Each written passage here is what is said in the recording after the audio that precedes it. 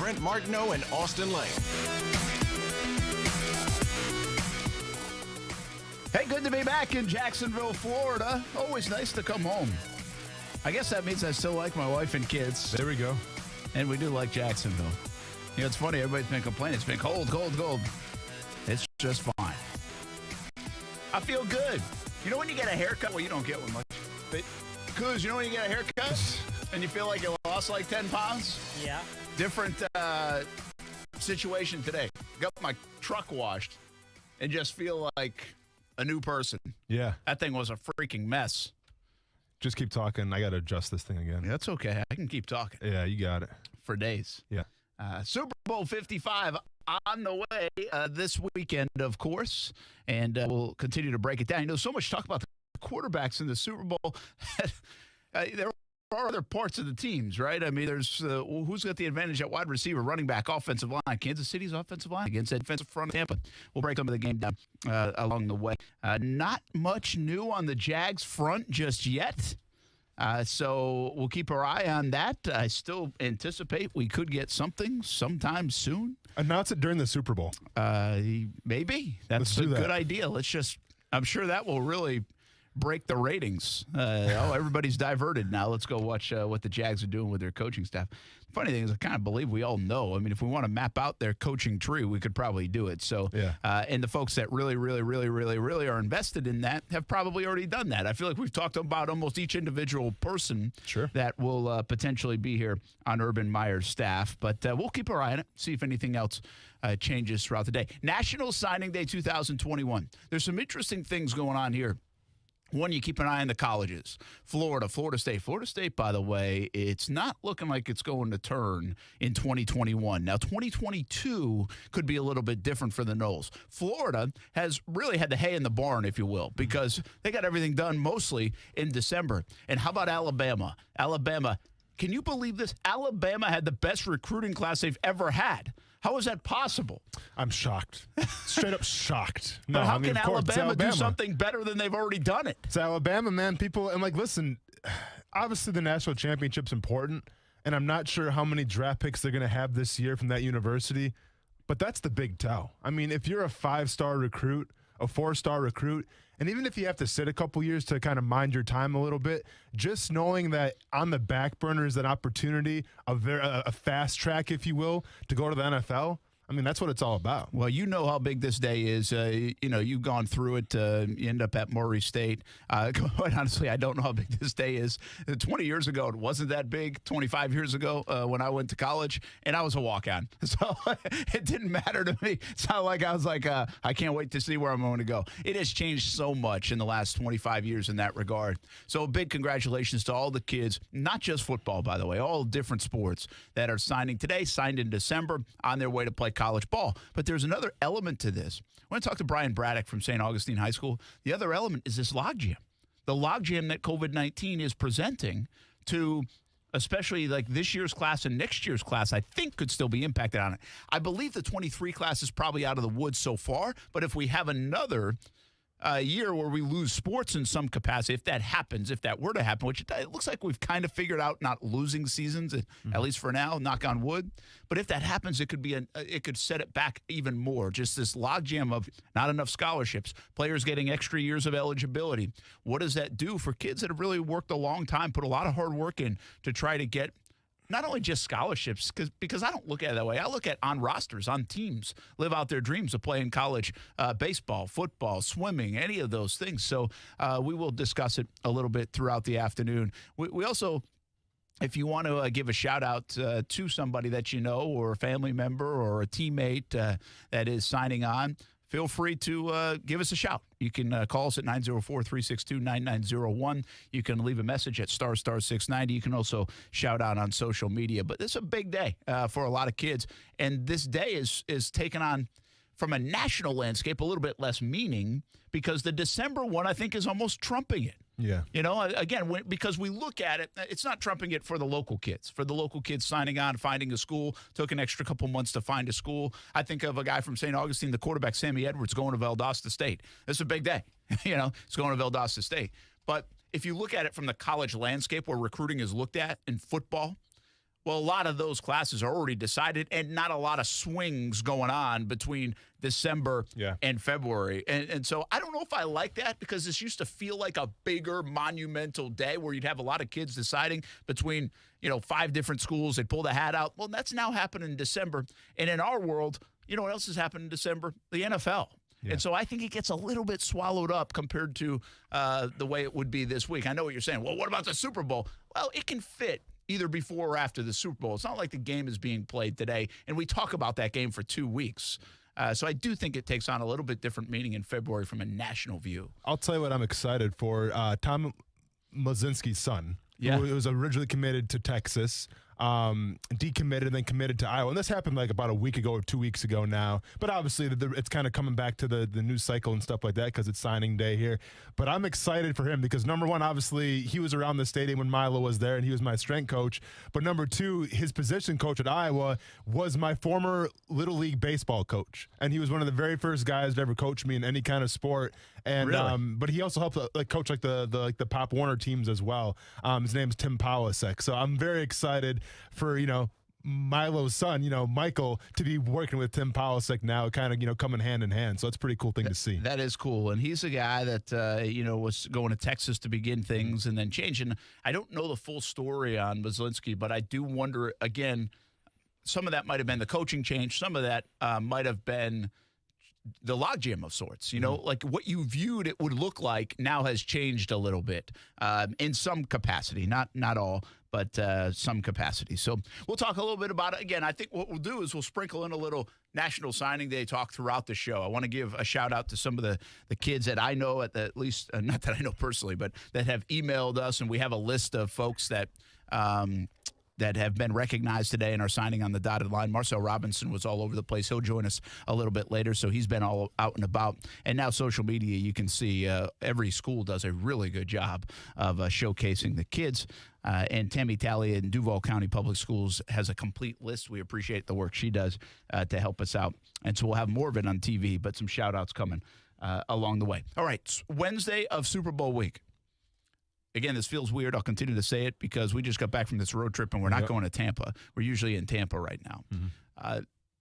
If you're in Tampa right now and you're talking nonstop Super Bowl, by now it's almost like, okay, we're getting to the point where it might be a little bit the game breakdown might be a little bit old. You've had 10 days to do it. We haven't done a lot of that on our show. Sure haven't. If you're in Radio Row, today and tomorrow are the days it picks up. Mm-hmm. Like the buzz is real at the Super Bowl today and tomorrow, Wednesday, Thursday, where all the celebs come out and you see a lot of the big name star players come out.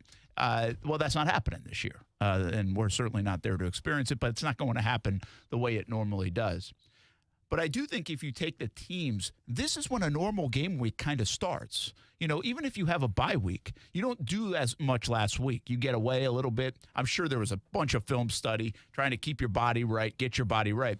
But on a normal week in the football season, this is when things start to happen, right? The Wednesday of game week. So I'm assuming that's kind of the case even for these Super Bowl teams. Yeah, it is. It all depends how the team would run things. Obviously, on Monday after that game on Sunday, you come in, you watch the film, but also depending how that game went on Sunday, if you did well, then you're kind of on the next one. If some things need to be corrected, then you got to focus on those a little longer. So Monday can kind of be like a pre-prep period for the next team, for the next task at hand, let's just say. Tuesday you have off, then Wednesday is going to be your traditional work day along with Thursday. Then you have Fast Friday, they call it. You get in, get out. Saturday is the walkthrough and Sunday is the game. So here we go, right? Turn it up a notch, and there's been so much talk about Mahomes and Brady, but it is bigger than that. If I take Mahomes, Brady out of it, what's the storyline going into this game, in your opinion? Are you looking at the coaches and Arians and Reed? Are you looking at the building of potentially of a dynasty in Kansas City? Are you looking at an X factor of a player like Tyreek Hill, who had that massive game against the Bucs the first time around? And if that happened once, can they do anything to slow him down? I mean, the offensive line of the Chiefs a little bit banged up. The Bucs defense maybe a little bit underrated, going into this game. Where else are we going with storylines? Because the obvious one is Brady Mahomes. It's a great one, but it's now been talked about at length. To me, when you're breaking this game down, like, let's be honest, Kansas City, their constant all year has been the fact that they put up points, okay? I mean, you got Patrick Mahomes, Travis Kelce, Tyreek Hill. They put up points. And to me, the story is going to be is how does Tampa Bay handle this whole situation? Do they go toe-to-toe, punch for punch with the Kansas City Chiefs?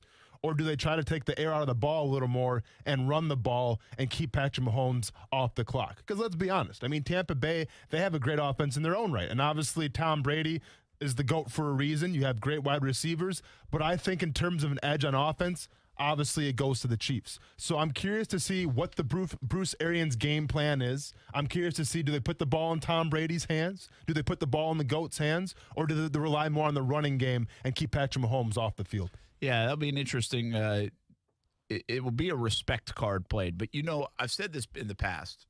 I say you have to play smart but not play scared.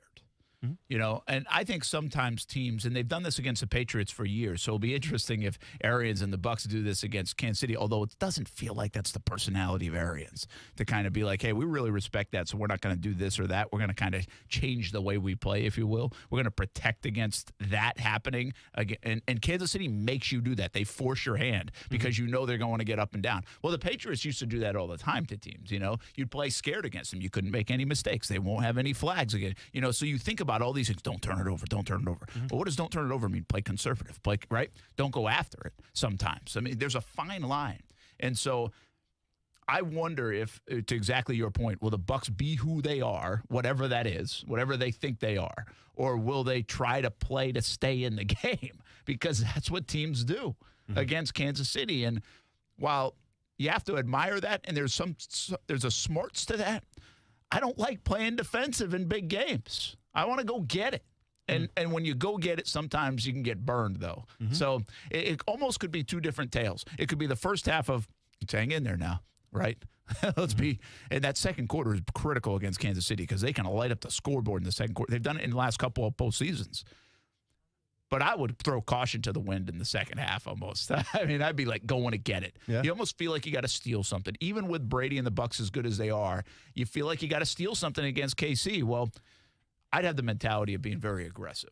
Would you? Sure. No, I did the exact opposite because it's playing scared. Not really playing scared. I mean, it's playing with what you went to the beginning of the season. I mean, listen, like you don't average a lot of yards per game, but Ronald Jones, Leonard Fournette, they've come up big for you. Right? Yeah. I believe the entire shift of that Packers-Buccaneers game shifted when Leonard Fournette had that touchdown. When Rashawn Gary goes inside, Leonard Fournette had the vision to bounce outside, and all of a sudden it's 8-8 out the gate. And that changed the entire momentum of the game.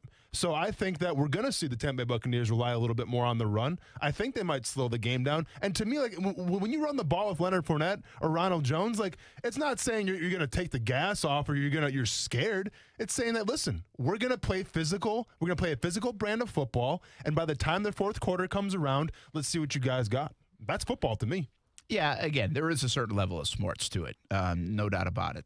But I do think there will be a time in the game where you can't back off. And I just feel like Arians has that personality where he won't.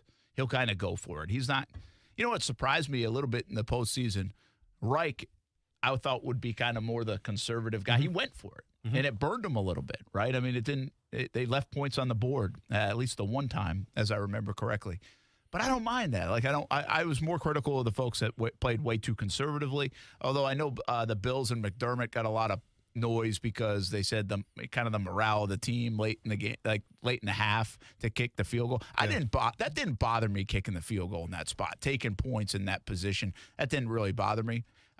So I didn't anticipate Reich being super aggressive. I would say if I would characterize Arians, he's a go-for-it kind of guy. I mean, look how much conversation there's been this year about Brady trying to learn how to – he wants you to hit the long ball. They want to take chances hitting the long ball. Brady's like, no, not all the time. Well, right? Yeah, I mean, listen, and you're right. That's Arians' MO. I mean, he was really the guy that first implemented the four verts back in Arizona. I mean, this was the guy that was constantly taking the top off the ball. And it was something in Arizona that you didn't really see a lot of. So that's Arians' MO. He's going to throw the ball deep. He's got Chris Godwin.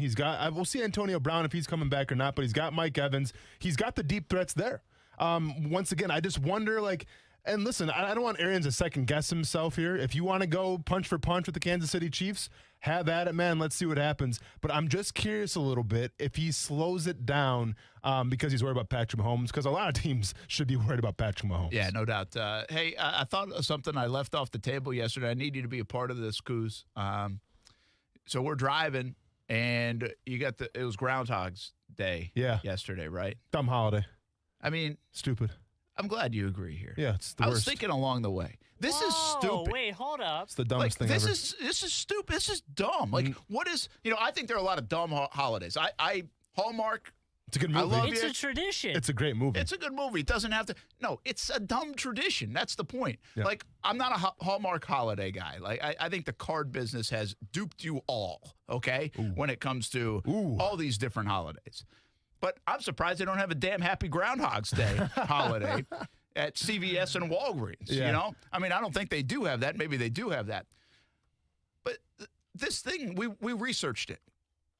Oh, wow. You guys must have been super bored. Oh, a lot of driving. Yeah, I bet, man. Stuart researched it. I got you. And it's like, it goes all the way back to like the 1840, Okay. I think. And it's brought over here by the Dutch, I believe, if I'm not mistaken now. Yeah, Puxatawny is pretty Dutch area. Yeah, so there we go. Nice job, Coos. Pennsylvania familiarity.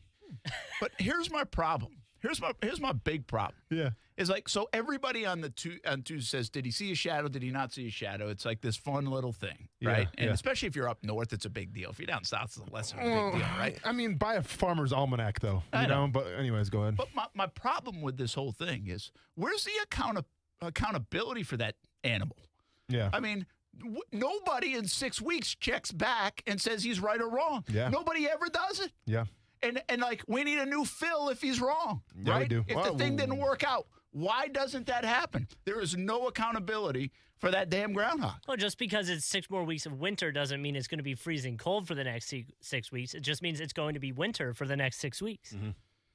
I'll be honest with you. I mean, I'm not going to trust my weather advice from a barman. You should. Okay? Just You like should. I don't It trust knows. my fast food advice from Twitter because they want to hit on Arby's right now. It's the dumbest thing ever. Arby's is a great fast food restaurant. Get off it. But with that being said, with Groundhog's Day, like, no, man, like, I get it. It's tradition and it's kind of stupid. So it's kind of, catchy, like, cool. And like I said, it was a great movie. I feel like Bill Murray really put that holiday on the map. But as far as, like, if I'm a farmer and I'm going to rely on that stupid varmint to tell me what I should do with my crops, well, then you're not a really good farmer. You guys should take a trip to Puxatawny for Groundhog's Day. It's a party. It's a fun time. Is it like there's people drinking in the streets and stuff? It's like Mardi Gras, but with a groundhog. I mean, that's pretty cool. I mean, that's Dude, it's a just fun an time. excuse. Okay, Yeah. so just do it in that town. Not every morning show and national show has to make a big deal about Punxsutawney Phil. It's a tradition, By the man. way, how many Punxsutawney Phils can there be? How many groundhogs have there been? Oh, it's like Georgia. It's like Ugga, man. They Yeah, just it's like keep, Ugga, they yeah. just keep Yeah. recouping them. But why don't we name him Punxsutawney Phil 42? Because then you got to have the conversation with your kids. What happened to the old one? Like this way, like you don't have to have those conversations. Just hey, they keep. Apparently, those mixing groundhogs them are up. treated like royalty too. Like Really? they live the life. Yeah, apparently. See, that's what I think is crap. Are they taking out if the the guys, woods? if the damn thing's don't think wrong so. and he doesn't do his job right, you should be held accountable. Where's PETA at? I mean, if Peter's gonna be upset about that, like the groundhog lives better Hey. than we do. Peter's probably more upset about my conversation right now. Yeah. Hang on. So Not that I'm saying you get rid of the groundhog. I'm not endorsing that. no, I am. If it's This is- wrong, it's just to slaughter. Listen, Coos, because you seem to be the hey. expert right now. Yeah, I'll pay a price. Yeah. Coos, you seem to be the expert right now on this matter. So they poach these groundhogs out of the woods. Like it's not like they're in a laboratory and they're No, I breeding think they're Punxsutawney like Phils. it's like a bloodline now. Like I think it's a bloodline of Puxatawny Phils. Really? So it's like Game of Thrones. I could be wrong. Yeah, I guess so. Yeah. But kind like, of. so they're in house or they're from the woods. I'm saying. I guess the original was from the woods, but I'm pretty sure But now they're in house. Yeah. You better be right, man. Because I'm just I saying, could be where's wrong. PETA at? Like, but I mean, Yeah. but if you're taking groundhogs out of the woods and then putting them in a cage or putting them in whatever, like that's not cool. Well, but I'm it's, sure he's got a family.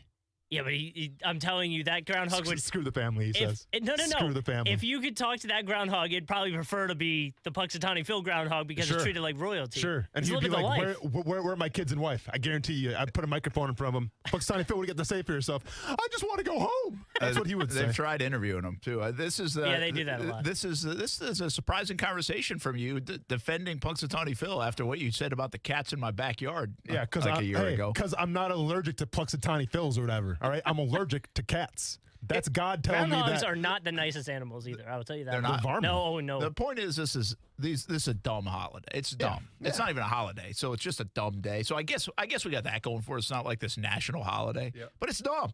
The whole thing's stupid. And so we had to do this. We had to take it away and just do it in Punxsutawney, Pennsylvania, then, or whatever. Just do it there. I feel like they do. Have you never watched the live stream? Just do it there. I don't want to hear about it anymore. You've never watched it? If you want a big deal, there's a lot of like whatever kind of things you have at the fairgrounds in your city, and we don't hear about it. Listen, in someplace Montana. This is like, but you don't got to take part. That's essentially. Like No. They shove the groundhog down your throat. Yeah, it's like the CMT Music Awards. Like, I don't give a crap about country music that much, so I choose to walk away from it. Just like on Groundhog's Day, if you don't like it, you don't got to, listen or watch the show. I would say it's a lot like Florida, Georgia, how they talk about how it's a huge tailgate here every single year on all the sports stations and shove it down everybody's throat. They don't care that it's a huge party. Did you just compare Florida, Georgia People to just want, Punxsutawney Phil? I mean, I did. We just go there. I did. I went there. The world's largest cocktail party compared to what? Punxsutawney Phil, which is another huge cocktail party. I'm Googling it right now, and you better hope something big comes up. I've got two ways to go with this. Or else you're done for the day. I don't want to hear about it ever again. Or let's just go all in and make Punxsutawney Phil like what? That's like national icon. I thought you were going to say president for a second. Like, easy now. I get there. But this just make him this iconic thing. That's what we need to do. I mean, Brent, he was in a Bill Murray video. Like, what more do you want from him? He was in a big movie. The movie's fine. It should have stopped then. Because I'm Googling Do you think the movie has helped Punxsutawney Phil? I'm not going to lie. There's a lot of people at this party thing. Yeah. They have a stage. They go crazy. They're rolling deep, and they're freezing their butts off, too. Look how cold it looks there. What else is there to do in Punxsutawney, Pennsylvania? Watch a groundhog come out of its hole. Good call. Facts. It's so stupid. It's just so dumb. I'm looking at pictures of him. He doesn't want to be there, Ed. He's so over it. Here's the other thing, too. Like, this year they had to do the virtual one. Like he Zoom call in? No, they did. They did like a virtual thing. Coos, have you been to this? I have not. I've had family members. Why are all the people that are like around him dressed like the Monopoly guy? Like, look at this. Oh, well, they're all that's the guy. Yeah. That's the vibe. Is that so cultish behavior as well? Is. I mean, so cultish you think behavior. softball's a cult? How about Punxsutawney Phil? It might make an appearance in your softball movie. Yeah. We'll be back. Super Bowl 55 conversation along the way. Sarah Spain set to join us as well. Action Sports Jacks on ESPN 690 here on a Wednesday. Action Sports Jacks with Brent Martineau on ESPN 690 is brought to you by Best Bet Jacksonville and Orange Park. Now, the First Alert forecast on ESPN 690. Still chilly today, but at least lots of sunshine. The afternoon high in the mid to upper 50s. Join me beginning at 5 p.m. for CBS 47 at Fox 30. Action News Jacks from the First Alert Weather Center. I'm Chief Meteorologist Mike Burrish. The Weather Center is brought to you by Beards Diamonds, where now through Valentine's you can save thousands. Find out more at beardsdiamonds.com. No matter what you are driving, you can step up to luxury now at any of the Fields Auto Group dealerships in Jacksonville. Cadillac, Jaguar, Land Rover, Lexus, Mercedes-Benz, and Porsche. Yes, it's luxury for less at all Fields Auto Group locations in Jacksonville. Plus, you'll also be part of their exclusive Fields Amenities program, where you will get complimentary loaners, car washes, and cafes. So whatever you're driving, see Fields first and step up to luxury for less during this amazing opportunity. Visit fieldsauto.com. Love is in the air. And if you're celebrating yours, you can save thousands now through February 14th, Valentine's at Beards Diamonds. Hundreds of specially designed one-of-a-kind pieces have been sale priced priced at beardsdiamonds.com. Like a 6-carat diamond tennis bracelet, retail $10,465. Beard's special Valentine price, $68.02. You save over $3,500. Or 2-carat diamond solitaire earrings, retail $94.50. Beard's Valentine price, $61.42. You save over $3,200. And just in time for Valentine's, how about a Circle of Love 1-carat diamond necklace? Retail $13.50. Beard's Diamonds price $8.77. See hundreds more at beardsdiamonds.com. And if you're getting engaged this Valentine's, Beard's Diamonds has the largest selection of engagement rings and GIA certified loose diamonds at the lowest prices in Jacksonville, guaranteed. And with every purchase between now and Valentine's, your loved one receives a free dinner at Fogo de Chao. Find out more at the St. John's Town Center or at beardsdiamonds.com. Get the lowest prices in Jacksonville guaranteed at Beard's Diamonds.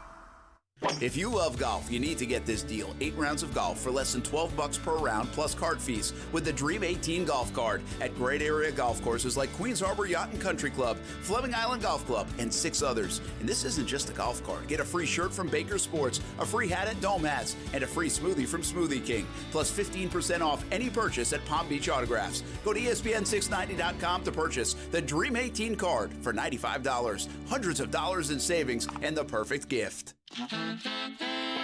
Reggae legends, the Wailers, with Grammy-nominated singer Julian Marley, perform at the Florida Theater Saturday, February 20th.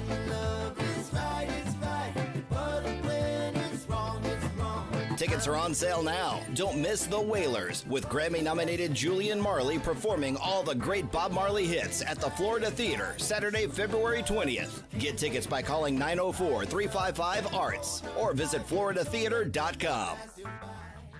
Join the movement to end colon cancer. March to Get Screened is celebrating its 12th year supporting colon cancer awareness and life-saving screenings. Held on March 28th, March to Get Screened is a family affair including a 5K race, a 1-mile fun run, and fun activities for all. Safety measures will be in place as well as virtual participation options. All proceeds benefit the nonprofit Borland Groover Foundation. Register today, donate, or for more information, head to marchtogetscreened.com. That's marchtogetscreened.com.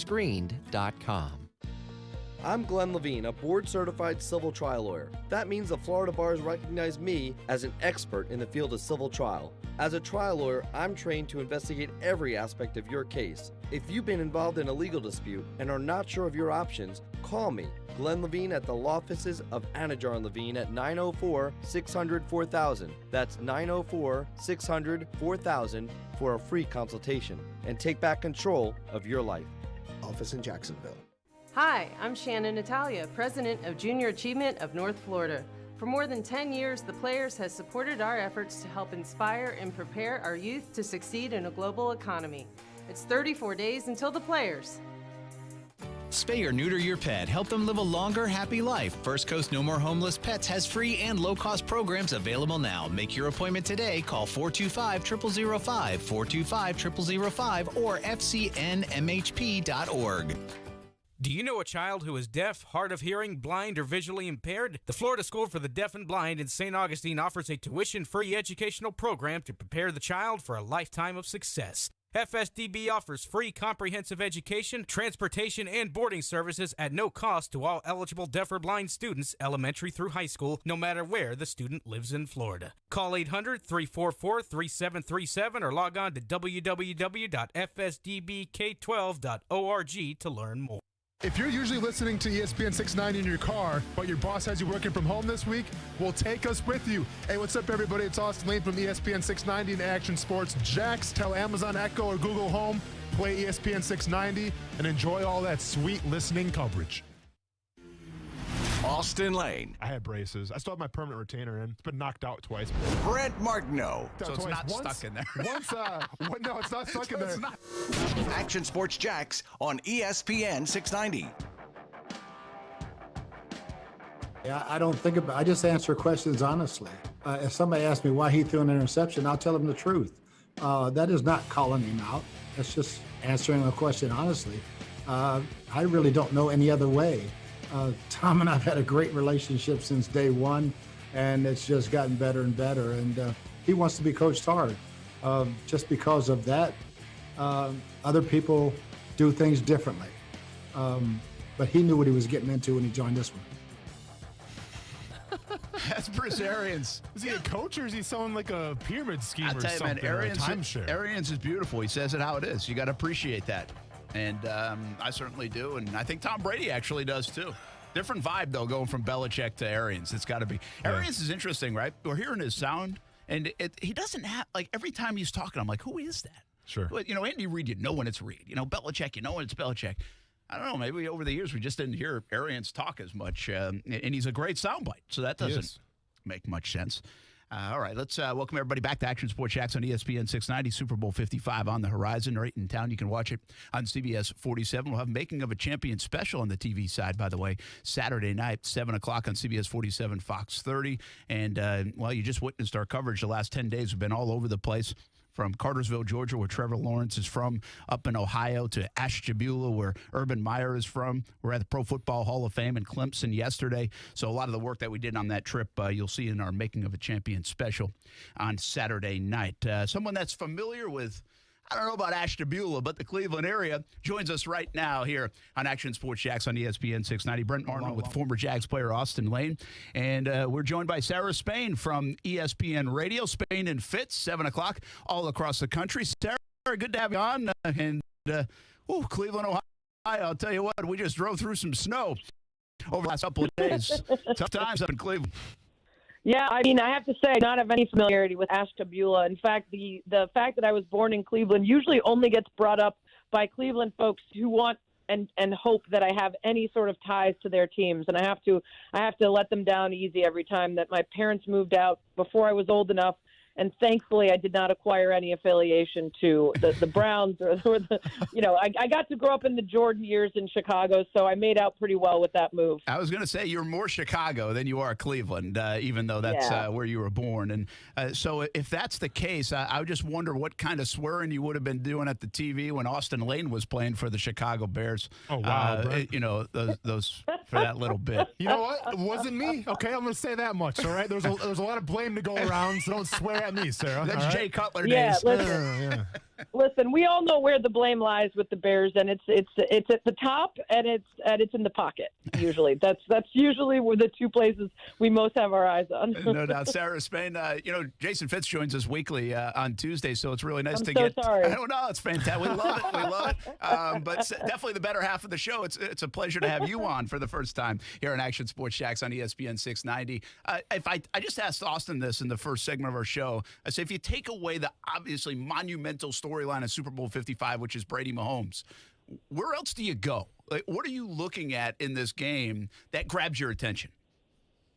Yeah, I mean, I think we're all looking for that, right? It's been such a weird Super Week, not just because people aren't down in Tampa doing the usual parties and media day and everything else, but because we just saw the Chiefs last year, and the main focus on the Bucs has been on Brady and Gronk, two guys that we've seen a million times. I'm actually surprised, to your point of what you were talking about with Bruce Arians, that there hasn't been more focus on the rest of the Bucs. This is not a perennial Super Bowl team.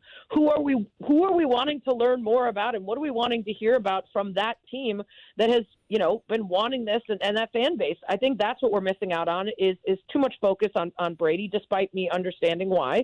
And then I think the defensive coordinators in this game, Steve Spagnuolo has a great record against Brady, which is something very few people can say. So what is he planning in terms of, are they going to blitz as much as they did in Week 12? That was nearly 50% of the dropbacks. That was the second most he faced in the season. And on the opposite side, we've seen, teams really struggle to try to keep up with the Chiefs, but we've seen some great defensive scheming from the Bucs defense. So are they going to, take advantage of that hurting offensive line? So I think there should be more focus on two great defensive coordinators and what they're going to try to do to line up against brilliant quarterbacks and offenses on both these teams. Sarah, I feel like everyone is on the Chiefs right now in terms of they're going to be here year after year. I mean, they got Patrick Mahomes tied up now in a contract. They have Tyreek Hill tied up, Travis Kelce. Like, that offense is going to be together for a while. And nobody's really talking about the Tampa Bay Buccaneers set aside from Tom Brady. Like, do you feel like this Tampa Bay team is kind of a one-year flash in the pan? Or can they have some consistency with a Tom Brady who's on the back nine of his career, obviously, but he's still the GOAT nonetheless? This team was, 7-9 last year, and a lot of folks who watched casually were surprised when experts would say they're one piece away, right? You don't throw as many touchdowns as picks and you're good. You win a lot of those games that were one-score games that were essentially partly given away by just Jameis's inability to take care of the ball. So you put Tom Brady in there, and you start to realize that top 5 defense from last year is still there, and that the weapons can be better taken advantage of. I haven't, to be honest with you, looked at the contracts of a lot of the top weapons for the Bucs. So as far as long-term window, I'm not sure. But in the immediate time, what we saw from Tom Brady this year, some of those numbers, including numbers on the deep balls, certainly tell you that he's got more than tank. We got to stop doubting and assigning arbitrary dates and ages at which he's going to be done, because he keeps passing them by and making us look silly. So there's no reason to believe that this can't be a couple of years of a run for this Bucs team. Now that, of course, the same goes for the Chiefs. Like, we make these proclamations about teams forgetting that, an injury or a price tag gets too high and you lose a big piece and it looks different. I always think of the Rams a couple of years ago making the Super Bowl, and the next year all that needed to happen was essentially an offensive line that couldn't stay healthy for them to be completely irrelevant.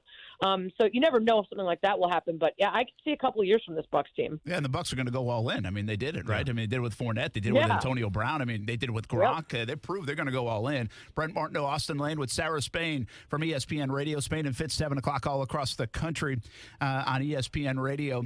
I'm going to skip over to the Jags, because I'm going to put you in like the Jags situation, and I want to get your outlook from a national perspective, but almost how you would look at this through maybe your team, Chicago. What if they brought Urban Meyer and were about to get Trevor Lawrence? How fired up would you be? Oof. Well, those are two very different things. So I will tell you that if I were about to get Trevor Lawrence, I wouldn't be wasting my time with you guys. I would be throwing a party. I would be preparing myself for a season of enthusiasm and excitement, the likes of which I've never known as a Chicago Bears fan, except for maybe briefly when they got Jay Cutler and we thought that was awesome, which didn't turn out exactly the way we hoped, but still he remains the record holder for almost every category with the team, because the franchise's history at the quarterback position is putrid. I constantly have to bring up the name Sid Luckman, and he played so far before I was ever born that I've never witnessed a single snap, okay? So as far as Trevor Lawrence, as a dude, as a football player, as a future, I would be over the moon. Fair. Urban Meyer is a different story. Uh-oh. Yeah. There is a possibility that he will have great success. He's obviously a good football coach. I am always curious about how the motivational tactics and the approach and the attitude of a college guy translates to the pros, where you have a bunch of grown men who make millions of dollars who can't be treated like children. I think the way that his health has been an issue, whether it is as serious as he claims, which then makes me wonder how you can handle the stress and pressure of this job, or if it's not as serious as he's claimed and he's used it as a crutch in order to defend some of his actions around problematic coaches that he's coached with, players that have gone on to criminal behaviors, then that's a problem too, right? This is a guy who claimed that the medicine he was taking made it difficult for him to remember things, and yet we expect him to be top of his game, leading in one of the most coveted 32 jobs in sports. A lot of it can't be reconciled unless you admit that he manipulates things in order to get out of situations in which he's put himself. Most people don't care about that stuff. They just want a good coach, and maybe that's what you guys are going to get. I have trouble with the leaders of teams being people that get a little squirmy around that stuff, and so I don't know if that won't matter at all at the professional level the way it did collegiately, or if it's going to be another problem, especially in terms of the tenure of the contract with the length of time that he can physically and mentally be invested in the team. How you feeling, Brent? I think it's fair. I do. I think it's fair.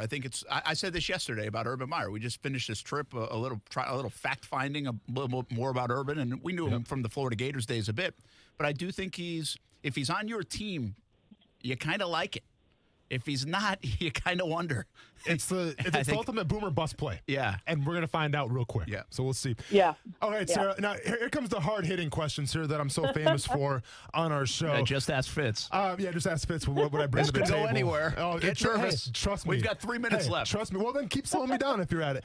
So, Sarah, you graduated from Cornell University, correct? And congratulations, by the way. That's a huge honor. Have you watched The Office before? The TV show? Yeah. Okay. Yeah, just all the time. Yeah. Fantastic. Andy Bernard. Yes, Andy Bernard always makes it a habit of saying that he graduated from Cornell. It's kind of like the running gag. Do you feel obligated? Is that like a Cornell thing where you have to be obligated to say that you graduated from that university, or is it just kind of a thing on The Office? Like, is this a real thing I should know about, or is it more of just The Office? Well, so it's funny you mentioned that because I was on an earlier affiliate hit and Fitz had gone on right before me and they asked for my worst takes. And he said, I think that Wrigley is great and he doesn't, which is his bad take. He thinks Chris Farley is overrated, another terrible take from him. And he said, don't tell me that. Don't tell me. Fitz isn't coming. Yeah. Are you available on Tuesday at 4 every week now? Because Fitz isn't coming on anymore. You think you know somebody, Brent? He should be banished for those takes. But he also said I talk about Cornell too much. And I think it's fresh on his mind because last night we had Kavika Mitchell, who was teammates with my buddy Kevin Booth from Cornell. And when someone from Cornell goes and wins 2 Super Bowl rings, I'm going to mention it. That's awesome, right? We can't give scholarships in the Ivy League. We don't have that many NFL players to go on to great things. So if my buddy, my good friend, is teammates with you and we're talking about the team that won, I'm going to bring it up. So I think he was sensitive to that. No, I do think that Ivy League people certainly do probably insert the name of their school more so than those who are like back in college. I'd say back at Cornell, right? Yeah. But in my defense, as a woman in sports, I am almost always presumed to be a moron bimbo who just wants to sleep with the players. So I try my best to insert that I was a Division I athlete at an Ivy League school who worked my ass off to get here. And so I might put it in a little bit more than someone else would, solely based on the idea that I know the disrespect I'm going to get before I even say anything. I like it. I like it. And listen, because someone from follow Sarah on Twitter and you'll see that too. Exactly. I like that and about her. That played college football, obviously, and people think I'm only here because I played football. I mean, let's be honest. I graduated from a public Ivy League, Murray State University. That was the slogan. That was the slogan back in the day. Brent, don't laugh. So I can relate to that a little bit. All right. Yeah, and I think you're only there because you're in the MMA, right? Not the NFL. No, it's the MMA because I kind of intimidated the right people, and it's all good now. Would you say no to this guy? Yeah, exactly. Never. All right, my last question, or my last statement, I guess, to you here, Sarah, and we appreciate you joining us. So when I think of method actors, some of the greats, I think of Marlon Brando, Hilary Swank, but your portrayal of Marla Rose on Myra Rose on Around the Horn, I mean, it should be celebrated. There should be a workshop for it. How did that come about, number one? And number two, like, your timing was impeccable. Like, have you ever thought about doing stand-up comedy or something like that? Because I feel like you could kind of pull it off. Well, you would be remiss not to mention my portrayal of Moira Rose and my work on Sunrise Bay. It was really hard, that one, because I love doing that Halloween episode. I've done all sorts of different characters. My dream job still is to be on Saturday Night Live. Yeah. And I actually originally moved out to LA after college to try to do comedy. I did the whole Second City Conservatory. I've always wanted to try stand up. So like that's my little moment where I get to scratch the itch of the career I originally wanted. And thankfully Around the Horn lets me do it. But I have to say I started trying Moira Rose and I was like, oh no.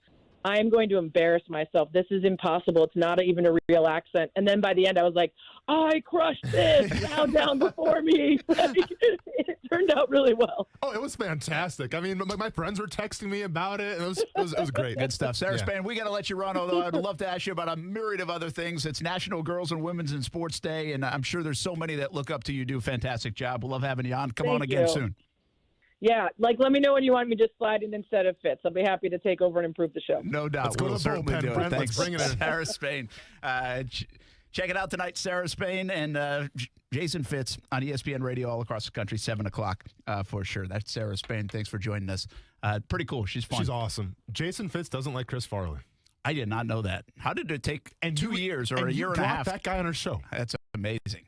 Because he's really like the only actor I love.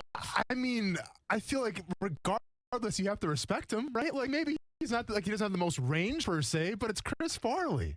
I can't wait to pick Jason Fitz's brain about this one. By the way, I wish we had another 10 minutes with Sarah because she's really cool. Like if you watch what she does, if you listen to her on her show, if you follow her on Twitter, she doesn't give a damn what you think. Yeah, and which is you always appreciate, right? It just says it how it is. Speak your truth. Yeah, and so that's really cool. And I did want to bring up it is National Girls and Women in Sports Day, and that's not why we had Sarah on. It just kind of worked out to be that. But I do think folks like Sarah, we talk about like Doris Burke, right? You think about women in sports, and there's a lot going on there when you say women in sports. Yeah. From the recent Mets GM garbage to kind of what she brought up as a stereotype of women talking sports to the amount of movement that folks like Sarah and have created for a younger generation. Like, I mean, I've got a 15-year-old daughter. She loves sports, right? Yeah. I always say that. I seriously look at Kaylee a lot and say, my God, she could be like a GM someday. Yeah. Like, that's unbelievable. Like, in your world of football, it was hardly discussed 5-6 years ago of a woman coaching in the NFL. Yeah. And look, and by the way, Bruce Arians' staff, one of the most diverse staffs, or it is the most diverse staff in the NFL, so hats off to him, but others too, Washington, others along the way, and they've set this precedent. And I do feel like someone like Sarah Spain is in that conversation, you know, from a sports broadcasting standpoint. She's not the only one. I mean, from Jessica Mendoza to so many others. There's a longer list now, which is also very cool. Yeah. But if you have a daughter and your daughter likes sports, I mean, that wasn't really, and I was like, go play sports in college maybe, and that's it. Yeah. Right? I mean, maybe get into coaching. That's it. Well, the doors are open well beyond that now, much like I even say about like Ty or if you have a son. It's not just you have to either play sports, talk sports, or coach sports. Now there's analytics. There's all these different elements of sport to get into if you want, which I think is cool for male and female. Yeah. But really, to me, it's all about the kids. I mean, when you play in the NFL, some of the things you do, you're inspired by people you're watching at a do it on a grand stage. You know, when I'm 12 years old and I know I want to do this, I'm watching Bob Costas and people like that say, I want to be like that, right? Yeah. Or your local sportscaster, whatever it is. Well, if you think about it in sports, little girls have not had that for a long, long time. So it is kind of cool that we talked to Sarah Spain on National Girls and Women in Sports Day because it has evolved so much in the right way, but probably still a long way to go. No, I mean, obviously it's still a long way to go, but like I appreciate Sarah because she's good at so many things. I mean, obviously she can talk football, she can talk a lot of sports, but it's like the entertainment value. You know, like I talked about with Fitz, this would have been on Tuesday, so yesterday, about like being outside the box and being yourself. You know, and like if you watch Sarah Spain in her element, I feel like when she brings the comedy and the entertainment, but also obviously the general sports knowledge as well, and actually in-depth sports knowledge, it's a great combination, whether it's a male or a female. I mean, I think she's just great at what she does, despite of being a female. I mean, I think she's funny. I think she's entertaining. I think her Myra Rose is absolutely on point, and she should be a comedian because of it. But I think she's really talented, and it's cool that people are getting their spotlight, their just due, and their platforms to showcase those type of skills. Yeah, it's I love this week too. It's not only this week, but ESPN does a great job of sharing some of their personalities with us. We'll have Mina Kimes on later in the week. We'll also talk to Max Kellerman. I mean, between Sarah Spain and Max Kellerman, Columbia and Cornell. Murray State. What are we Murray doing State here? as well. Murray State. I'm out of my league right here. Now? You are, man. You are. Yeah, I mean, it's a private school, though, right? Hey, welcome. Yeah. Welcome. Come on. Hey, hey, we're glad to have you in our club there, Brent. Good to have Sarah Spain on. And Coos, you're in too, man. You went to Flagler. Come on in, man. We got room for you as well. Jason Fitz, by the way, he got me so excited yesterday talking about Trevor Lawrence. Yeah. Like he won us all over. And who knew? Listen, we'd be feeling this way about Fitz. Listen, 24 hours later. I'm going to be honest. This has been a rough week for me. Yesterday, I showed how much Jason Fitz, I appreciate him for being himself. And now to find out that he's not a Chris Farley fan, I mean, I don't know who I'm more disappointed in this week so far.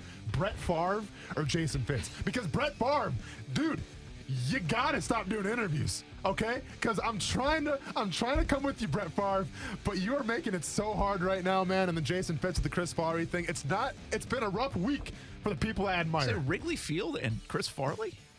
Huh? Did he say Wrigley Field too? Wasn't it Wrigley Field? Not a fan. He doesn't like. Oh, yeah. I mean, yeah, but you're a Brewers fan. Yeah. You gotta love Wrigley Field, man. What? Come on. What? I went to a game. There's a big pole in my way. Cool. I couldn't even see the game. Felt the same way about Fenway when I went. Right? I bought the wrong seats. Don't get me going. We'll be back. Action Sports Jacks on ESPN 690. ESPN 690 Sportscenter update. Happy Wednesday. I'm Jake Mitchell. The Jags coaching staff is starting to fill out nicely. Former Seahawks OC Brian Schottenheimer will be the passing game coordinator. Ravens coaching analyst Zachary Orr is probably headed to coach the linebackers. And for Super Bowl news, some controversy in Tampa as the cannons that fire for the Bucs during home games will be in a ceasefire for the big night. So orders the NFL. Here's Bucs quarterback Tom Brady on his journey thus far. As a freshman in high school, didn't know how to put pads in my pants. You know, I was just hoping to play high school football because I wanted to be like Joe Montana and Steve Young. And then when I got a chance in college, I just wanted to play at Michigan. And then when I got drafted with Patriots, I just wanted to play. I just wanted to start. And it's just been a series of steps like that try to be a little better every year, try to learn a little bit more every year. SportsCenter Update is brought to you by Morgan & Morgan. Morgan & Morgan, for the people.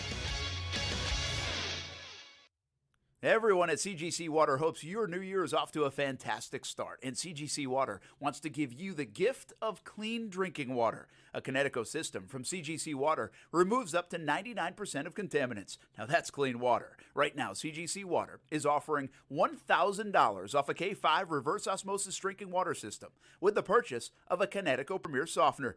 If you're still not filtering your water, you are the filter. Schedule your free water test today and get peace of mind knowing your family's water is safe water. CGC is still taking extra precautions with in-home visits and continuing to follow CDC guidelines. Remember, this is a limited time offer. $1,000 off a K5 reverse osmosis drinking water system with the purchase of a Connecticut Premier Softener. Call 904-552-1242 or visit cgcwater.com. Serving Northeast Florida and Southeast Georgia, CGC Water Treatment, your local independent Connecticut dealer. Suck it up and live with it. When other AC companies tell you something is normal, especially a problem or annoyance, what they're really telling you is, suck it up and live with it. Mold is normal in Florida. Translation? Suck it up and live with it. It's normal for some rooms to be warmer than others. Suck it up and live with it. And of course, it's normal for your home to feel sticky when it rains or it's cooler out. You guessed it, they're still saying, suck it up and live with it. Well, screw that.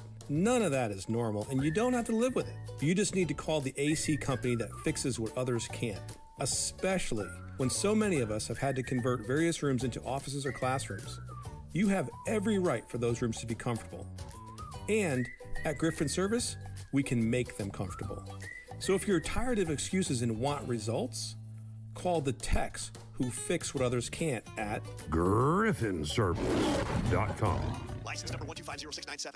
If you love golf or know somebody who does, you need to get this deal. 8 rounds of golf for less than $12 per round plus card fees with a Dream 18 golf card at great area golf courses like St. John's Golf and Country Club, Amelia River Golf Club, and Eagle Landing Golf Club. And this isn't just a golf card. Get a free shirt from Baker Sports, a free hat at Dome Hats, and a free smoothie from Smoothie King, plus 15% off any purchase at Palm Beach Autographs. Go to ESPN690.com to purchase the Dream 18 card for $95. Hundreds of dollars in savings and the perfect gift.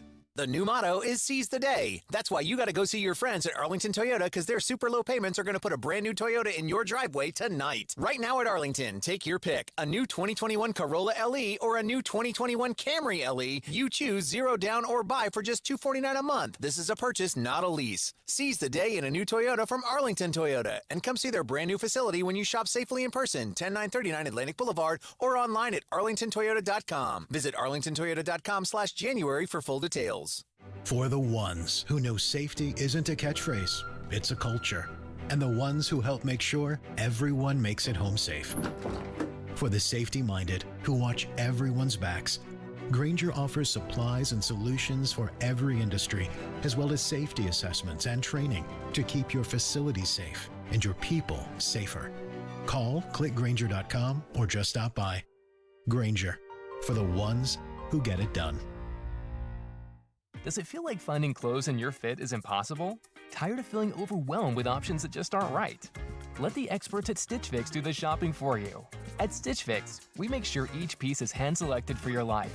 So whether you're staying home or on the go, Stitch Fix has the answer for what to wear. We make it easy to find what works for you. Signing up takes just a few minutes, and styles are delivered directly to your door. Get started today at StitchFix.com. Stitch Fix, your style delivered. Hey boss, check this out. You're never home alone and you're never away from home with Safe Touch. What now? Never home alone. Now that one I get. It's because of the two-way communicator. Yup. Any emergency and you're talking with the operator in seconds. Right. Never home alone. Yeah, but what about this never away from home thing? See, with Safe Touch's smart home automation, you can control your house from anywhere. What, is it that smartphone thingy again? Yeah, with the Safe Touch app, you can check your camera feeds, turn on the lights, drop the AC down, lock the doors. Boss, it's like you're there. Never away from home. Never home alone, never away from home. This changes nothing. I still hate Safe Touch, and we still gotta stick to the Crooks or Us golden rule. Stay away from Safe Touch houses. I need an aspirin. Crooks know to stay away from Safe Touch houses. Hi, I'm Lester Jackson, president of Safe Touch Security Systems. No one beats our technology or our price. Call Safe Touch today at 888-723-8682 or go to safetouch.com. State license number EF233. Let's say you have ED, male impotence. Or maybe you suffer from PE and can't satisfy your partner. If you have either or both of these embarrassing conditions, Prime Men's Medical Center has the solution. Meet Dr. Rabinski, a specialist in men's health. If you're experiencing ED or PE, Prime Men's Medical Center has custom blended medications designed just for you. There's no pain and no surgery. If you have diabetes, high blood pressure, or prostate issues, not a problem. If Viagra, Cialis, or Levitra have let you down, Prime Men's Medical Center has patients lasting 30, 60, 90 minutes or longer. You'll see results on your first visit, guaranteed, or your visit is free. And best of all, it's affordable. For a private consultation with our highly skilled physicians, call 904-206-8105. We guarantee that you'll see results on your first visit, or there's no charge for your consult. Call Prime Men's Medical Center now at 904-206-8105. That's 904-206-8105. The United States has the highest rate of incarceration in the world. At the Equal Justice Initiative, we believe mass incarceration has to end. There is this presumption of dangerousness and guilt that gets assigned to Black and brown people. We have to confront our history of racial injustice and commit to a new era of truth. There's something better waiting for us, something that feels more like freedom.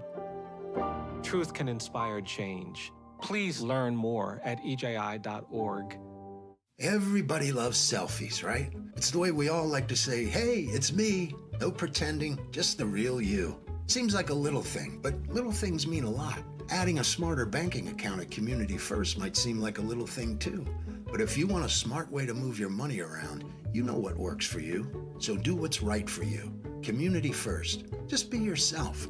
Add an account on your phone, tablet, or desktop at justbeyourself.com. Federally insured by NCUA.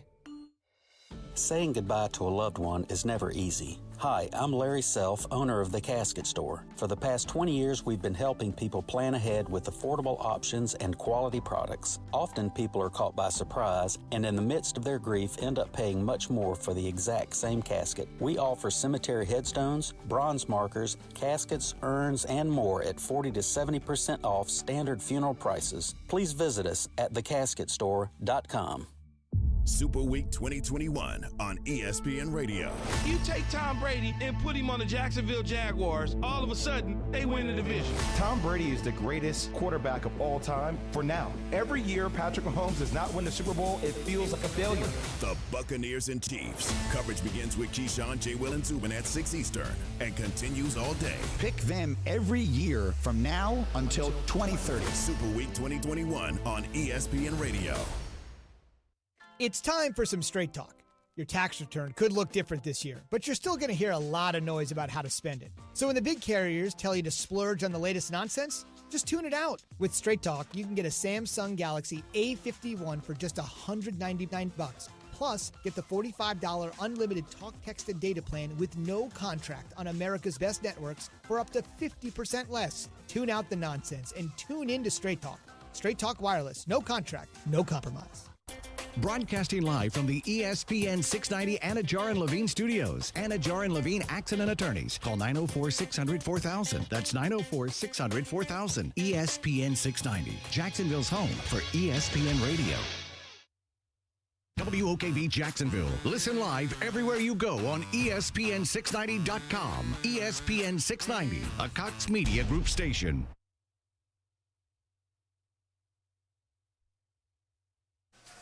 I'm Doug Brown. Super Bowl 55 is now just 4 days away. The Buccaneers and the Chiefs. Tom Brady's throwing coach and former Major League pitcher Tom House says Brady should be able to keep playing. I'm sure you've heard Tom Brady say he wants to play at least 45. I'll tell you what, his skills haven't diminished based on our testing and our research. He may play longer. Tom House on the Max Kellerman Show. Brady will turn 44 in August. ESPN's Chris Mortensen reports former NFL coach Marty Schottenheimer has been moved to a hospice facility near his home in Charlotte with complications from Alzheimer's disease. Schottenheimer, who is 77, was diagnosed back in 2014. Free agent infielder Colton Wong will sign with the Brewers. He became a free agent when the Cardinals didn't pick up his option. We've got an NBA doubleheader on ESPN tipping off at 7 Eastern. Pacers and Bucs in Milwaukee, followed by the Suns and the Pelicans in New Orleans. New to the Wendy's 2 for $5 lineup is their classic chicken sandwich. So go grab a 2 for $5 deal and pick 2 faves, like a Dave single, spicy chicken sandwich, nugs, and now the classic chicken sandwich, 2 for just $5. Price and participation may vary. Limited time only. Broadcasting live from the ESPN690 Anajar and Levine studios. This is Action Sports Jacks on ESPN690 with Brent Martineau and Austin Lane.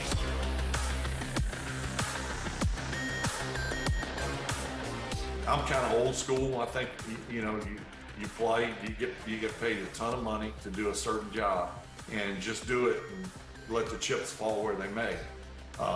I think we make too much money to voice an opinion, but I'm not saying he's wrong. I think it's a different day and time, and it'll be interesting to see how the organization handles it. So did Brett Favre just try to shove Deshaun Watson in a corner? Yeah. Sucks, Brent. Sucks when your heroes start letting you down, you know? I guess you either live long enough to you either die the hero or live long enough to become the villain. And that's what I'm going through right now, Brett Favre. Well, here's the deal, though. Are we on Team Favre right now? No. I can't wait to hear you spin this one. Well, I just don't also know if we all have to. There's a certain way you can say it, but I also don't know if we all have to have the same exact opinion. I mean, I think player empowerment is a real thing that we've discussed a lot on our show, and you're a former player. But I'm not sure everybody agrees that the amount of player empowerment that might be happening or the level of it is a good thing for sports. So, like, do people some people don't like the NBA because of what? Player empowerment. Yeah. Because the players are building the teams. There is no GM. We've talked about that. Again, I think player empowerment is you're paying a lot of money. They are now, to me, big-time athletes are like actors, right? Mm-hmm. And actors have a lot of say in what they want to do. They get the green room the way they want it. They get to pick what movie they want to do. They get what they want because they're big-time athletes. And so I think that's big-time actors. I think that's what the athlete is now, a little bit more. And so I don't mind it. I see what's happening, but I don't think we all have to agree that player empowerment is a good thing for sport. Oh, no. I mean, listen, I'm not going to tell anybody what they want to believe. Y'all can stay in your own lanes and believe what you want to believe. But I think that when Brett Favre refers to the fact and he defers to, he makes a lot of money, so he should be thankful for that. Like, just because you make a lot of money doesn't mean you can't voice your opinion, doesn't mean you can't have a leadership role, doesn't mean that people shouldn't listen to you. If I'm not mistaken, we had a president the past couple of years who made a lot of money, who probably got in the position of power because of a lot of that money, right? So if it's good enough to be a president, why can't you be an athlete and speak your piece and speak your mind if you make a lot of money?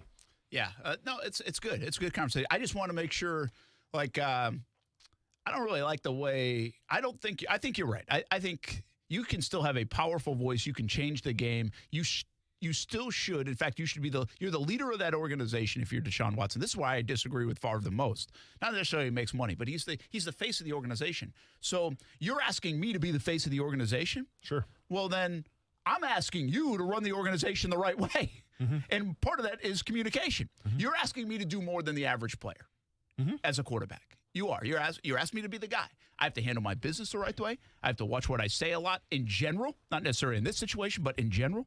And I have to communicate to you what I think is right, wrong. I'm giving my input. Well, you needed to communicate to me, because that's the big problem with the Watson thing in Houston. It's all about communication. They told him they were going to involve him in the process. They didn't.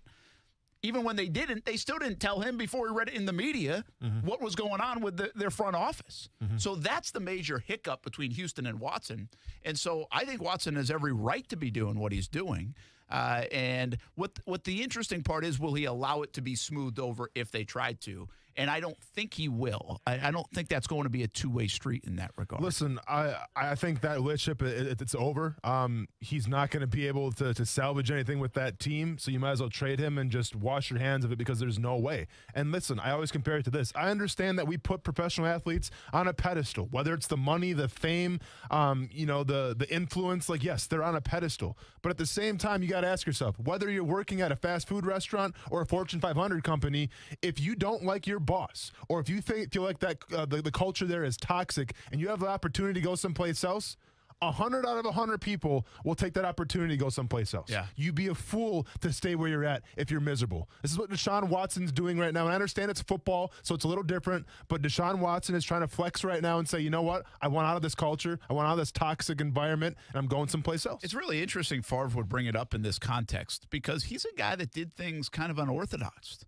I'm sorry. Do you mean hold out for every single training camp and then show up when the season starts? Absolutely. Right? I mean, what are we talking about? He kept the whole organization, waiting. Yeah. And by the way, they were paying you a lot of money, Brett, at the time. That was a lot of money. Yeah. And then he obviously goes and makes a couple other stops. It's not like he was at the end. Well, he tried to be more loyal to Green Bay. I guess they were a little less loyal in the end. That's why he ended up going to Minnesota. But I think you're right. I mean, he kept an organization waiting for 4 years. Like, what's the difference, right? That was player empowerment at that time. He had the right.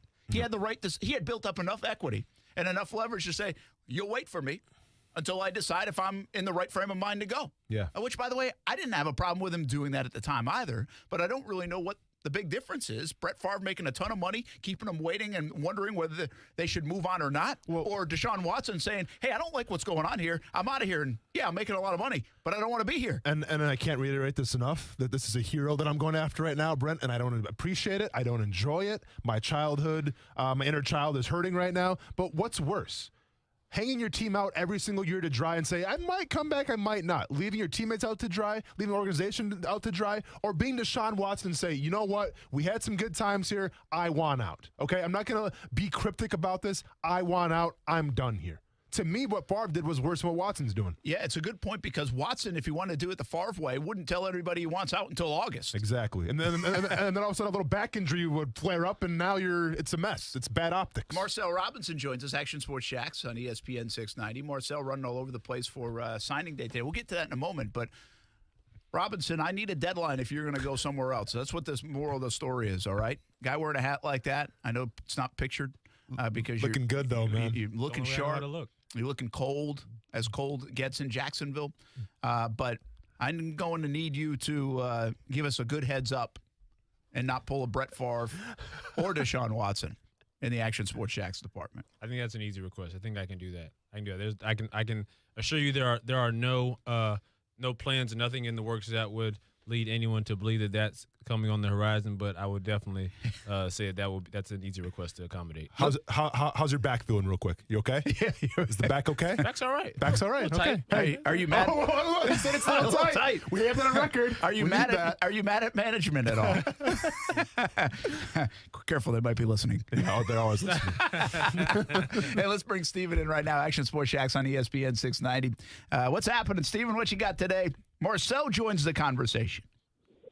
Hey, not too much, guys. Heard you guys making fun of me yesterday. Didn't appreciate that. But, no, my question is, I'm sure everybody saw the tweet about Zachary Orr getting signed as the outside linebacker coach, which in my eyes, that kind of figures out the whole Charlie Strong issue. He might be the inside linebacker coordinator, which probably gives sight of a 3-4 setup. But one rumor you guys didn't bring up, if you haven't seen it, is they're considering bringing the offensive coordinator from Penn State as our tight ends coach. Yep. Which he might give his 2 cents on, hey, going Pat Freemuth at either 33 or 45. All right, man. Appreciate it. Wait a second. Listen, man, we're not making fun of you, okay? I just want to know how much are Curtis Samuel's people paying you to keep mentioning him on our show? Hey, I suggested it, and I repeated a tweet. If they don't go after him, so what? I got you. Steven, $100, appreciate it. $200. Okay, sorry. Thanks. Here's where I'm at with the whole Orr stuff with Charlie Strong. It looks like it's all happening, right? Everybody else is reporting it except for the Jags. The Penn State connection. That's an interesting call right there because that's a position of need. The bottom line is whatever the input is from that tight ends coach, they need to make a jump at the tight end spot. But Correct. When it comes to Orr and Strong and where they are outside, inside, all this stuff, I got to be honest with you, I am to the point where let me just see the email. All right? I've heard enough for 3 weeks, and then we'll give it an A, a B, a C, whatever it is on the staff once we see it all in conclusion. But at the end of the day, the tight end spot, I mean, I'm ready to put Marcel Robinson out there at tight end. Let's go. I did play tight end when I played some semi-pro football, so I got some experience.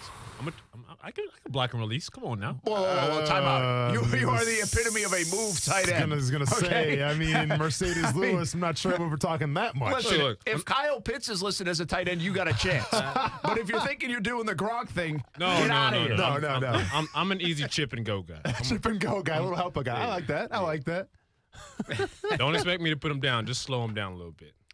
Gosh, can you just get better at tight end? I mean, here we are again, all right? I mean, you got Gronk. Gronk's whatever right now, to be honest with you.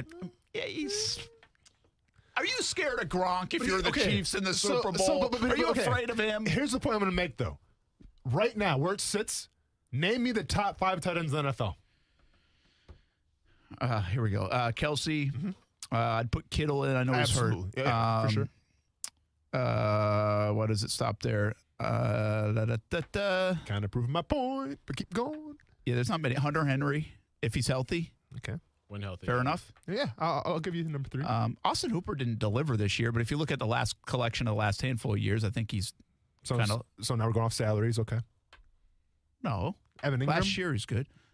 I'd put Ingram in the upper echelon. When healthy. Tanyan has to be. I just don't know if anybody else would think that, you know. I mean, if Robert Tanyan's playing on the Jaguars, is he putting up Tanyan numbers? Is he going to be putting up, You know who's surprisingly still playing well? He kind of looks like Mercedes Lewis to me in the sense that when he runs, it's like, okay, he's getting old, right? Yeah. But it's Cook. He just Jared Cook. Cook, but he gets it done. But he just kind of looks. I guess today's tight end looks so different, right? Travis Kelce, you're looking at guys like that and the way they run and they run over people. And Cook doesn't seem like he almost looks like a deer. So, this is the point that I was trying to make, though, Brent, is like, and I get it, Robert Tanyan might be a top 5 guy, but against that Tampa Bay team, he vanished. Right? You're right. I feel like Travis Kelce, George Kittle, they're always going to get the ball thrown to them. Yeah, they're game planning around them. Yeah, exactly. Waller, by the way. Well, thank you, man. Yeah. That's my bad. Yeah, Darren Waller for sure. So 3 guys for sure, they're going to get their reps. They're going to get their catches every single game, get their targets. But my point is, unless you're those 3 guys, or maybe if you want to throw Tanyan in there, maybe if you want to throw Ingram in there, besides that, it's kind of a crapshoot. It is, but don't all the teams have Ertz is still effective. Cook, we're talking, is effective, right? Jonnu Smith has been effective for them. Yeah. But to me, like Gronk fits that mold, though. Like when they need him to be effective, he's effective. But they don't really need him to be what he used to be because they have so many weapons at their disposal. I look at there was a couple plays. I forget what game it was. Maybe it was the first playoff game, and Brady threw these. We talked about this on the show. Brady threw a couple passes in a spot. One was in the end zone, I remember, but one was deep down the field, and it was like just missed the fingertips of Gronk. And I was like, it looks like an overthrow, right? It looks like he just missed him, just overthrew him. And I don't know if I buy it. I think he threw it to the spot where he always throws it, and I think Gronk just couldn't get there. I think that's the difference, So that's kind of the way I think about Gronk now. Now, if you throw him a ball, in the open field, he's still going to be able to pick up 20-something yards. He's going to catch it. It's not like he's dropping things. I think he's still valuable. What I said, used to be afraid of Gronk. Think about in 2017, how much conversation we had in the AFC Championship game about Rob Gronkowski and who was going to guard him, right? Yeah. And Jalen Ramsey and Tayshaun Gibson and what were you going to double him? What were you going to do to him? There's none of that conversation. I guess that's my point, right? I mean, I'm not afraid of Rob Gronkowski. Do you guys want to hear the craziest stat of the day? Do you think Rob Gronkowski's probably on the back 9 of his career, right? Well, no doubt. Like, I would call it the twilight, like that famous Roger Clemens quote. Like the twilight. He's obviously seasoned. How old is Rob Gronkowski? You guys know? Oh, I bet he's only like 32. 31 years old. Yeah. Do you know how old Travis Kelce is?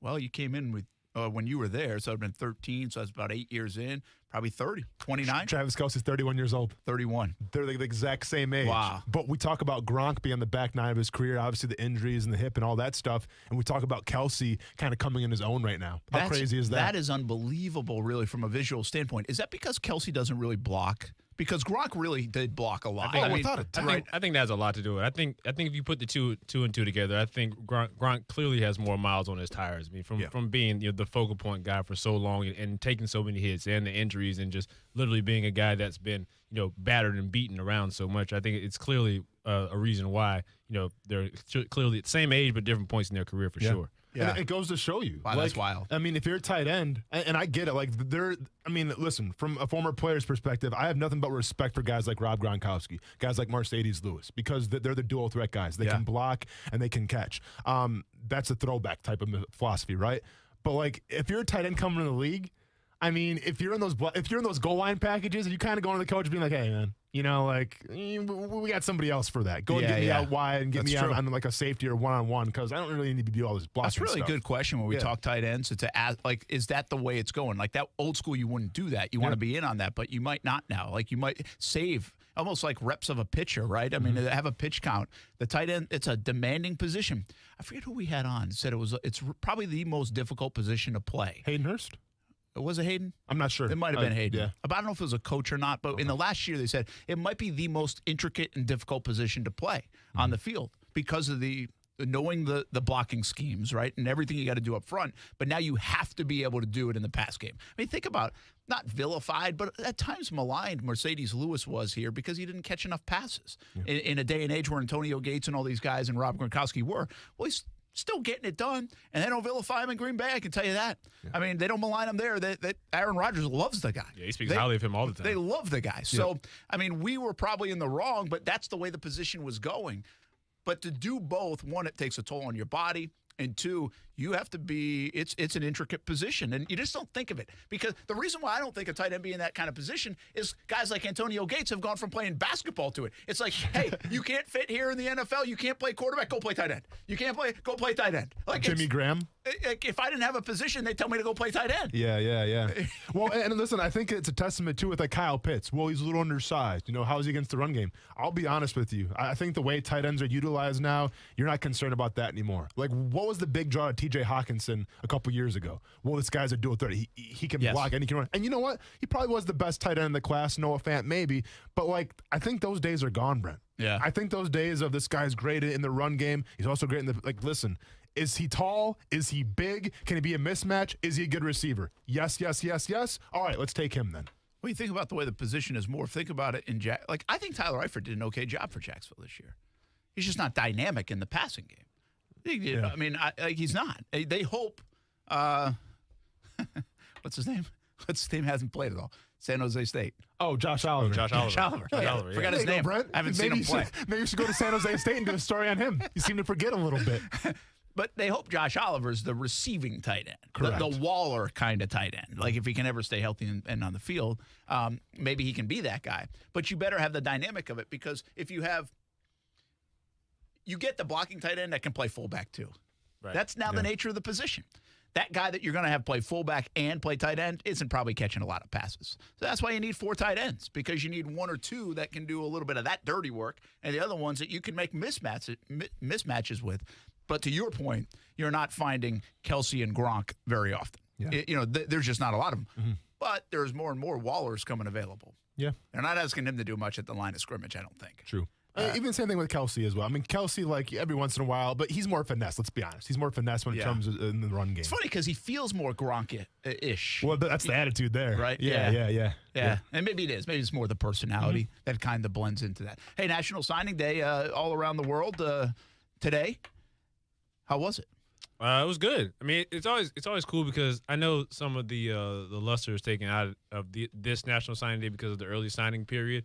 But it's still pretty cool. Obviously, a lot of our big name guys, they've all signed and gone on.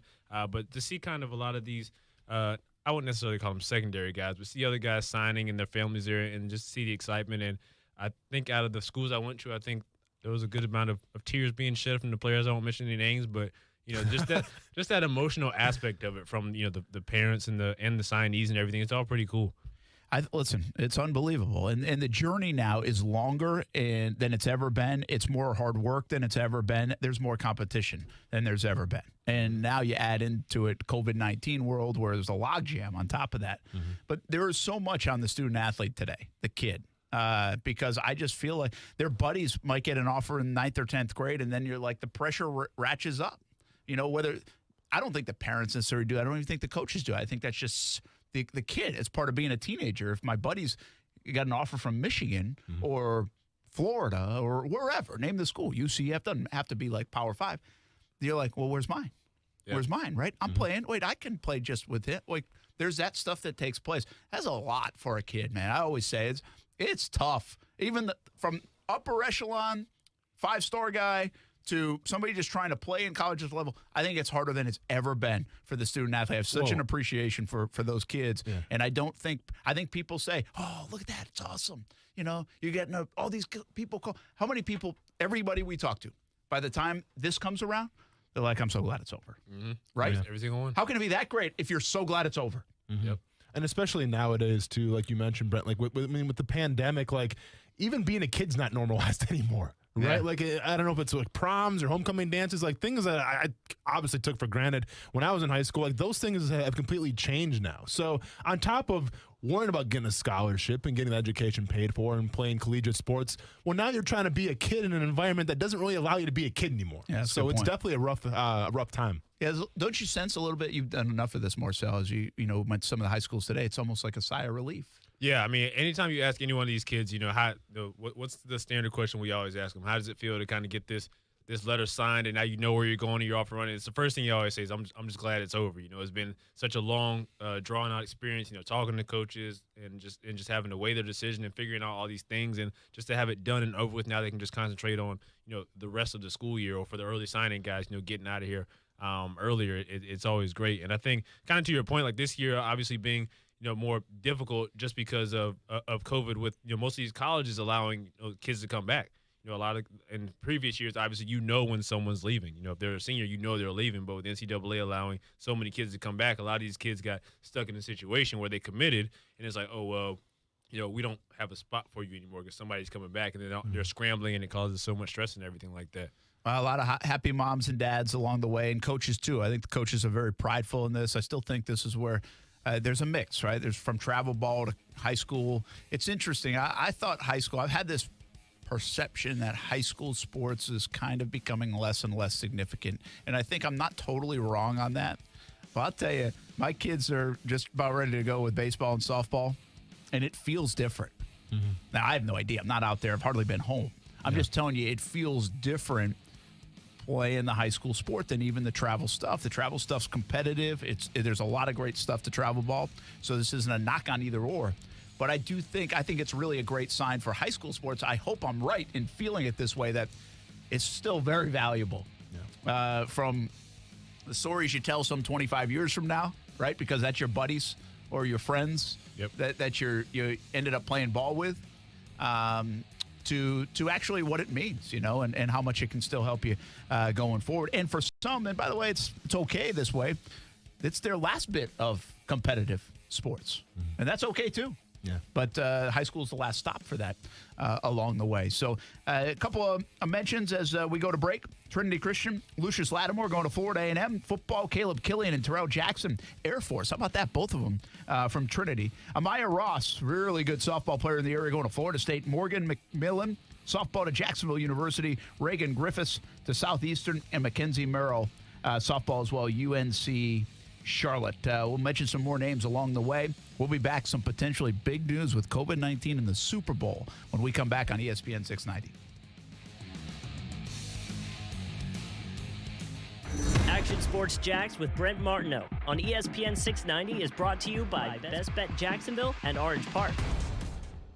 Now, the First Alert forecast on ESPN 690. Sunny and cool today. Highs in the mid to upper 50s. Another widespread frost and freeze tonight as temperatures drop to near 30 degrees. Join me beginning at 5 p.m. for CBS 47 and Fox 30 Action News Jacks from the First Alert Weather Center. I'm Chief Meteorologist Mike Burrish. The Weather Center is brought to you by Beards Diamonds, where now through Valentine's you can save thousands. Find out more at beardsdiamonds.com. Don't forget to celebrate your love this Valentine's and save thousands at Beard's Diamonds. Shop now through Valentine's at beardsdiamonds.com and see hundreds of specially priced sweetheart deals. Like a half-carat diamond solitaire necklace, retail $16.55. Beard's special Valentine's price, $10.75. You save over $500. Or half-carat diamond hard necklace, retail $900. Beard's Valentine price, $585. And lots of diamond earrings to choose from, like a 1.5 carat pair, retail $49.99. Beard's Valentine price, $32.49. You save over $1,700. See hundreds more at beardsdiamonds.com. And with every purchase between now and Valentine's, your loved one receives a free dinner at Fogo de Chao. If you're celebrating an anniversary or getting engaged, Beard's Diamonds has the largest selection of engagement rings and GIA-certified loose diamonds at the lowest prices in Jacksonville, guaranteed. Celebrate your love this Valentine's with these sweetheart deals at the St. John's Town Center or at beardsdiamonds.com. Get the lowest prices in Jacksonville, guaranteed at Beard's Diamonds. Hello, you have reached the Crooks or Us Training Helpline. Today we're explaining the term verified alarm to all you newbies out there. Oh, boss, I can explain that. A verified alarm just means that whatever caused the security system alarm to go off has been verified. Correct. And what alarm company is known for providing the fastest verified alarms? Safe Touch Security. Exactly, because Safe Touch has the two-way communicator, which leads to alarm verification within seconds. And alarm verification is very bad for us crooks. Yeah, unlike a non-verified alarm that police label a low priority. Like right below getting grandma's cat out of a tree low. So, to sum up, verified alarms. Just one more reason we crooks have the golden rule, stay away from Safe Touch houses. Remember that, and you'll be fine. Here, kitty, kitty. Only one security system is truly the best. Hi, I'm Lester Jackson, president of Safe Touch Security Systems. No one beats our technology or our price. Call Safe Touch today at 888-723-8682 or go to safetouch.com. State license number EF233. No matter what you are driving, you can step up to luxury now at any of the Fields Auto Group dealerships in Jacksonville. Cadillac, Jaguar, Land Rover, Lexus, Mercedes-Benz, and Porsche. Yes, it's luxury for less at all Fields Auto Group locations in Jacksonville. Plus, you'll also be part of their exclusive Fields Amenities program, where you will get complimentary loaners, car washes, and cafes. So whatever you're driving, see Fields first and step up to luxury for less during this amazing opportunity. Visit fieldsauto.com. Small businesses continue to face many challenges resulting from the prolonged pandemic. Business owners are working hard to maintain customers, adjust operations, and retain key personnel. At SCORE, our highly trained counselors are here to offer their assistance. In Jacksonville, SCORE provides services to almost 6,000 individuals annually. In addition to ongoing mentoring, we are conducting webinars on topics that can provide timely advice. Visit jacksonville.score.org today for links with more information. Nothing is certain except death and taxes. And your appliance is breaking down as soon as they're out of warranty. At Atlantic Coast Appliance, we can't help with the first two, but we've got the third one covered. Our factory-trained and certified technicians have been repairing appliances for more than 35 years, with a 90-day warranty on parts and labor and a 100% satisfaction guarantee. For quality repair at a price that's fair, trust Atlantic Coast Appliance. AtlanticCoastAppliance.com. That's AtlanticCoastAppliance.com. I'm Rochelle Stoddard, president of Berman Brothers and Rubin Ironworks. The skills and relationships I've built through the Jacksonville Women's Business Center were essential as we succeeded in keeping all 70 of our employees on the payroll during the COVID-19 pandemic. Through the Athena PowerLink mentoring program, we had experienced professionals helping us navigate 2020. Jack's Chamber and the Women's Business Center are in our corner, making us stronger in these difficult times. For more information, please visit jackschamberfoundation.org. Shopping pre-owned? Then go see our friends at Arlington Toyota Pre-Owned, where over 400 like-new pre-owned vehicles are on the lot waiting for you. Worried about your credit? Arlington's got you covered with their Credit for Everyone program. If your Beacon score is from 450 to 850, almost everyone is approved. And with Arlington's 30-day exchange policy, you get 30 days to love it or exchange it for total buying confidence. Get everything you want and more, and come see the brand new facility at Arlington Toyota Pre-Owned, 10939 Atlantic Boulevard, or online at arlingtontoyota.com. Keyshawn Johnson, Jay Williams, and Zubin Mahente. I despise analytics. It felt like Kevin Cash lost his ability to feel the game. Keyshawn, Jay, Will, and Zubin. Weekday mornings at 6 Eastern on ESPN Radio or streaming live on the ESPN app. Austin Lane. The beer that made Milwaukee famous. Giannis Antetokounmpo, big sign, the deer that made Milwaukee famous. Brent Martineau. I can buy that. Yeah, okay. That's all I'm throwing out there. I can definitely buy that. Hashtag and trademark. So if somebody try to steal it, I'm suing you. Action Sports Jax on ESPN 690. Yeah, I mean, it feels a lot better. I mean, having these 2 weeks to let it rest and heal up, especially being almost 3 weeks away from over 3 weeks away from the injury itself. And if you look at those type of injuries, that kind of gives you the normal timeline. So definitely every single day that I get to rest it makes it even better. But it's pretty close to 100%. I'm sure by game day it will be. That is Patrick Mahomes. At least I heard about 3 seconds of it. I think it was Patrick Mahomes. You would tell me if it wasn't. Honestly, if it was like Andy Reid, I probably wouldn't have and just let it be a thing. Yeah, true. Brent Martineau, Austin Lane, Coos, back in the studio. Good to be back. I'll tell you what, though, we had a really cool trip, fun trip. Got the car wash today, which was big. We went from Cartersville, Georgia, all the way until somewhere in South Carolina before we saw 40 degrees again. It was cold. I mean, it's been chilly around here, too, but it's cold, snowy. We got the winter effect, no doubt about it. But some cool places, some cool people along the way. It was a lot of fun. In fact, so much so that we're going to get some news from Adam Schefter here in a moment about the Super Bowl. We'll continue some of our National Signing Day conversation as well. But I was telling Austin that I keep going back to the Ashtabula trip because Urban Meyer's buddies were really cool, and they're good friends from back in high school. They know the story. They have stayed in town. Yeah. They are blue-collar guys, man. Big Those are my sports type of people. fans. You know what? They are anybody's type of people, right? Big thing, but I didn't go with you because, we would have been closing that bar down or wherever you guys were until 2 a.m. in the morning. Well, yeah, not only that, but these are the guys you close down the bar and then maybe get in a brawl with, too. You know what I mean? They're those kind of guys, in a good way. In a good way. Of course. They were awesome. And so I still appreciate that about – Urban does not necessarily, if you will, I'm going to kind of put my air quotes up, live that life anymore. He flies around on private jets. He makes millions of dollars. His bank account's huge. He can go on red carpets and black tie, and not to say these guys can't do that. I don't know what's in their bank account. I'm just saying it's a blue-collar town. You don't get that vibe there. But the fact that Urban has kept such close ties with these guys and there's loyalty to it, and it's almost like when they're together, you get the sense – they don't care how much money the guy has. And he doesn't care how much they have or that they're back in Ashtabula and he doesn't live the life. They don't live the life he lives necessarily. Yeah. It's just good old-fashioned friendship, which is really cool. And I hope I can do a good job of describing that when I put the story together because to me that was kind of the essence of it. And I don't think we see that part of Urban Meyer. The perception is not out there. We just had Sarah Spain on the last hour. That's not the perception of Urban Meyer. Yeah. And I think that part of the story isn't told a lot of Urban Meyer, maybe. Listen, and I can relate to that so much because, my closest friends are the friends that I grew up with back in Iola. We're friends until the end. And the reason why, it's like I say, I kept them around, but the reason why we're still friends is because they always reminded me of where I came from. And they always, made me humble. To the point of, obviously when I got to the NFL, that was a big deal in my town. It was even a big deal to them. They were proud.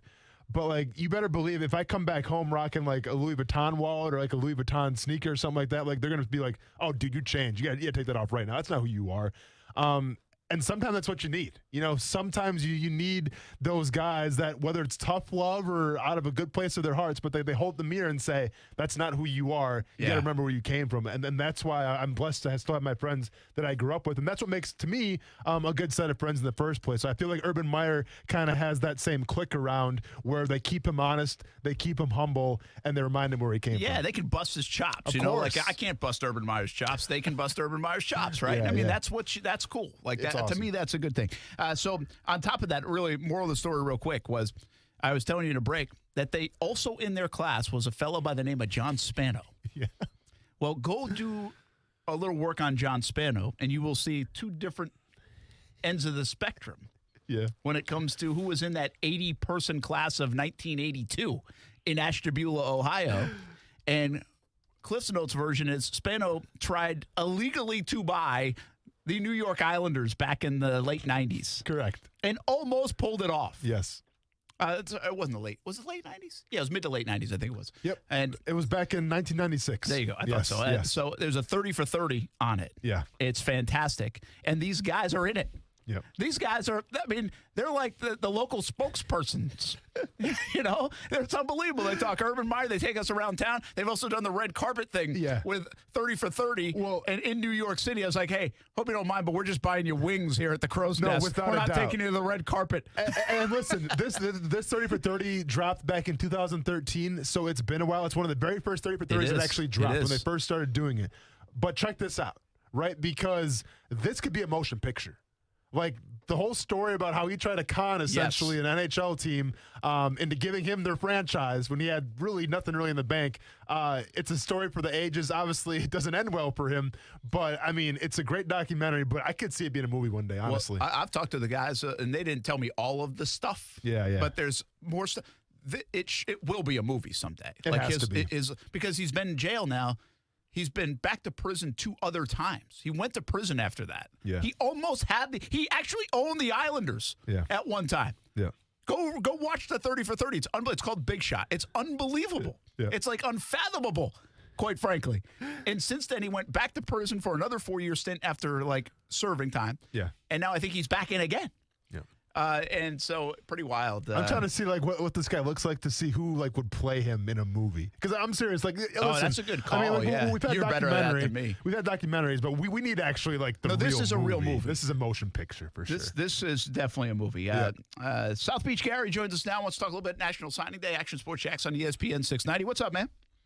Hey, guys. First of all, I wanted to mention one tight end you guys missed, Mike Gesicki of my Dolphins, one of the better tight ends. I go for Adam Shaheen instead of Gesicki. Ashland University. But I was wondering, I don't know if Marcel's still with you, Brent. I was wondering about Miami. Were they able to address any of their needs as far as the recruiting class? I know ESPN's got them ranked in the top 12. But, guys, what's unbelievably alarming to me, you look at Miami, 12, Florida, 13. You got to go all the way to 22 to Florida State. Could you ever imagine that they would fall a long distant third? Yeah, that's a good call. call. Those other two. Well, and by the way, appreciate it, South Beach Gary, and you're right. Miami, is right. They were down in this for a while. Down at, I don't know how far down they got, but it was like that question you just asked about Florida State. We've asked about Florida before in the last decade, and we've asked about Miami before. And you know me, I like Manny Diaz. I think he's doing a good job. They have De'Aaron King back, assuming he can get healthy. They got a huge blockbuster game against Alabama to open the year, and so not a lot changed, South Beach Gary, from December to today with a lot of these big programs. And if you were in the top 10, top 15, not a lot changed. So Miami, I think, just finished up its business and feels pretty good, being top 12. I still think Miami would like to get even better than that. I think they'd like to be a top 7, 8, but that's a tough code to crack now. Yeah. I mean, you're talking about Ohio State, Alabama, Clemson. You're talking, Florida is 10. Just think how much better Florida has been the last few years.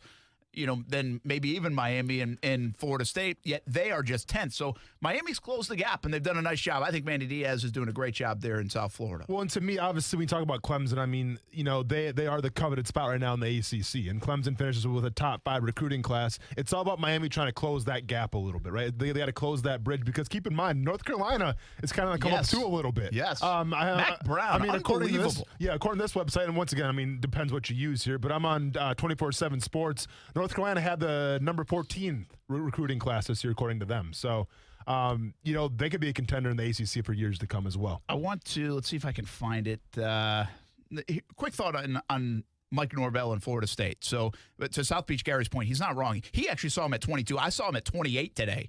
And so it just depends which, outfit you're really seeing. What do you have? On 24/7 Sports, we got 22 for Florida State. Okay, so I was looking, I think, at ESPN. But, I mean, they're having a bad year. It's a bad recruiting year. Now, Mike Norvell's been there, and so you think year 2 you might be able to get better. It's not going to be the case. He actually did a nice job rescuing their class last year. Yeah. And their class last year, on the heels of Willie Taggart producing a lot of that, would be better than this year. This year's not going to be a good class. Here is a little bit of upside for the Florida State Seminoles, and we're rooting for you, Noles fans, here on ESPN 690. Football and basketball right here on ESPN 690 for Florida State. The upside is the 2022 class looks good. Already has a quarterback committed, has some like 5-star, 4-star kind of guys. Doesn't have that kind of talent this year. Yeah. Like the 5-star, well, I'm sure some 4-stars, but that 5-star guy doesn't exist. Now, they were waiting on a corner, and I don't know if he's even announced yet since we started on the show, but I don't know if Florida State was in the mix. But the bottom line is, it's not going to be a good class. They are going to have to really coach up, and then just be ready, Noles fans, that it ain't turning around right now. In the ACC, just think Florida State is 7th amongst ACC teams for this recruiting class. 6th in some other, reports, but 7th is the one I saw. You just mentioned North Carolina. I'll give you Miami and Clemson. Who else would even be considered higher in the recruiting class in the ACC than the Florida State? Like, how do you even fall to 7 in that conference? Yeah. NC State's doing better in recruiting than Florida State? Listen, and I spoke on this a little bit, and it's starting to become the trend now. And it hurts me to say it, and I get it. We're the official station of the Florida State Seminoles. But Florida State football right now, Brent, it seems like it's not the cool thing. It's not the cool thing. There used to be a time where that brand, the colors, the tradition, it meant something. And even when you had a couple bad seasons back to back, like, it was still Florida State, right? It's not going anywhere. I get to the point now, and even though there's been a new regime change and there's another coach, and we'll see what happens with him with Norvell, but I just feel like now student athletes are starting to come around and say, you know what? I don't care about the tradition. I don't care about what it used to be. I don't care about what Bowden did. Who are these guys? I don't care. All I care about is right now. And right now, Florida State, it's not the cool thing. Yeah, well, here's where, so Mike Norvell and Glenn in Florida, I think on Periscope, I just saw this, and he's right, and I was getting to this. They did what Mike Norvell knew that they were going to be a little light this year in the class. Mm-hmm. And so he went to the transfer portal. And included in the transfer portal is Mackenzie Milton. Now, listen, I love the idea of Mackenzie Milton. Everybody should. But we really don't know. Let's be honest with ourselves, right? There's going to be this giant question mark coming off a gruesome injury of whether he can do it again and play like he did. And also at this level. I mean, he was playing Group of 5, which, by the way, when he was playing Group of 5, he could have fit the ACC and some of these big conferences. They were that good. So I'm not knocking the kid. I just think he comes with a big question mark. I love it. I think it should create a buzz. But as my buddy Chris Morgan just reminded me, that 22 class that I was just touting. I was taunting the 21 class, touting the 22 class. Yes. 22 class is 6th right now, nationally. So that's where they need to be. Mm-hmm. But I'm just warning you, Florida State fan, that the portals are always a question mark. They're 6th right now. Yeah, 6th right now. But let's see how that season turns out first. And so you got to creep up on some momentum. You got to find some momentum. I'm just saying, the moral of the story for me is it's okay if it takes a little time. It's amazing how far down you end up going. And again, Florida fans, you did it too. Miami fans, you did it too. And Florida State's now in that cycle where they drop. Now they have to climb their way out of it. But I really think it comes back to the coaching. We're going to find out. Mike Norvell has a big job ahead of him. How much can he rescue this thing? I think the folks in Tallahassee are going to be patient. I've said it before. I think they've got the right guy. But it's going to take a little bit, whether you like it or not, Florida State.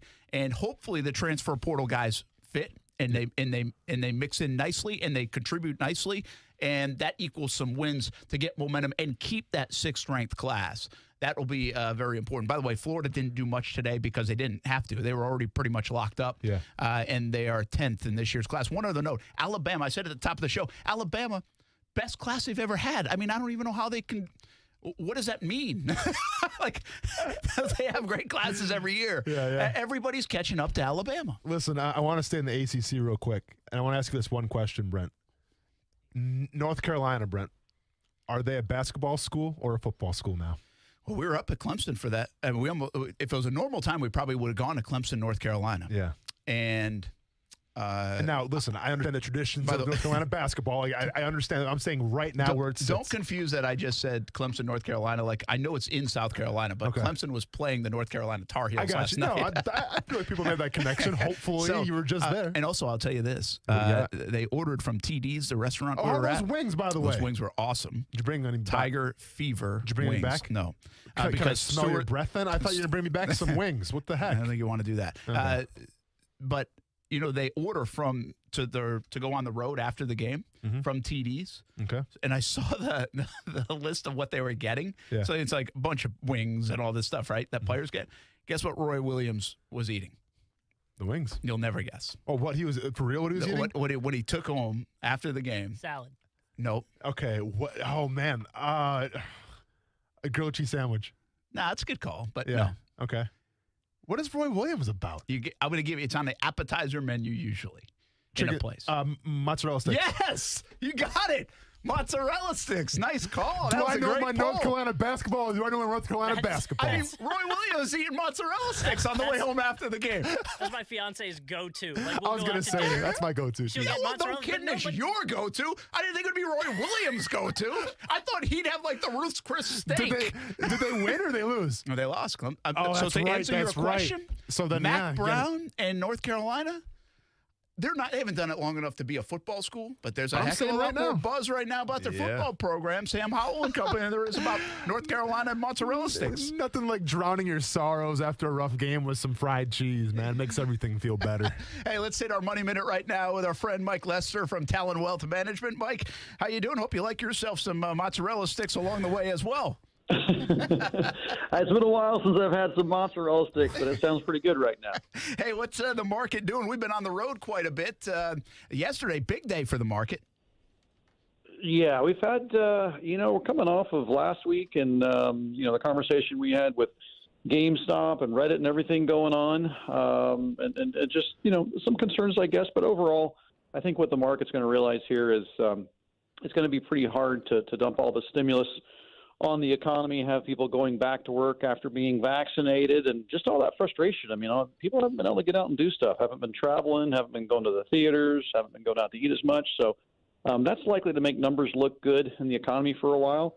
Got to worry a bit about the back end and inflation, taxes, that kind of a thing. But for now, I think it'll be a little bumpy, but probably pretty good. Mike Lester with Talon Wealth Management's the Money Minute on Action Sports Jacks on ESPN 690. Complimentary analysis and plan. All you have to do is give Mike a call, 904-515-5000, or visit guardingyournestegg.com. One more question, Mike, about what you just mentioned, the GameStop, the Reddit, all that was going on. It feels like since it's come back down a little bit, does that mean it was like a one-off? Is there not staying power and stamina for that kind of effort, even though it looked like it might be headed somewhere? Well, I mean, the effort was what's called a short squeeze. So basically it went up because the shorts, the hedge funds and whoever was shorting it, they were forced to buy it back on that squeeze, and that drove the price up to a price that was, frankly, higher than what the company was worth. At the end of the day, a company has to be at some point worth what it's trading at. And sometimes it'll get above that number, sometimes it'll get below that number, but eventually it'll get back to basically closer to what's called its book value. So with GameStop, it was never worth, $370 or, $400 or, whatever the high was. And it's starting to settle back down. Now they're talking about doing the same thing with silver. And so I don't know if they'll be able to do it over and over again. I know people are talking about it, but bottom line, if something's overvalued, eventually it's going to go back down. Mike Lester with Talon Wealth Management. I can only imagine over the last few months your phone has probably been ringing quite more than normal with all these things happening. But the market grows again today. The Dow Jones up just a little bit here on a Wednesday. Mike, we appreciate your time. Thanks for your knowledge on the Money Minute. Thank you. That's Mike Lester with Talon Wealth Management. Give him a buzz, 904-515-5000. Visit guardingyournestegg.com. You can also listen to Guarding Your Nest Egg show on the weekends right here on ESPN 690 for all of your money knowledge with Mike Lester. Complimentary analysis and plan. Just give him a buzz or look him up on the website. We'll take a break. Action Sports Jacks on ESPN 690. We continue to talk about some of the happenings on signing day and also Super Bowl 55, football at 5 on the way in the next hour.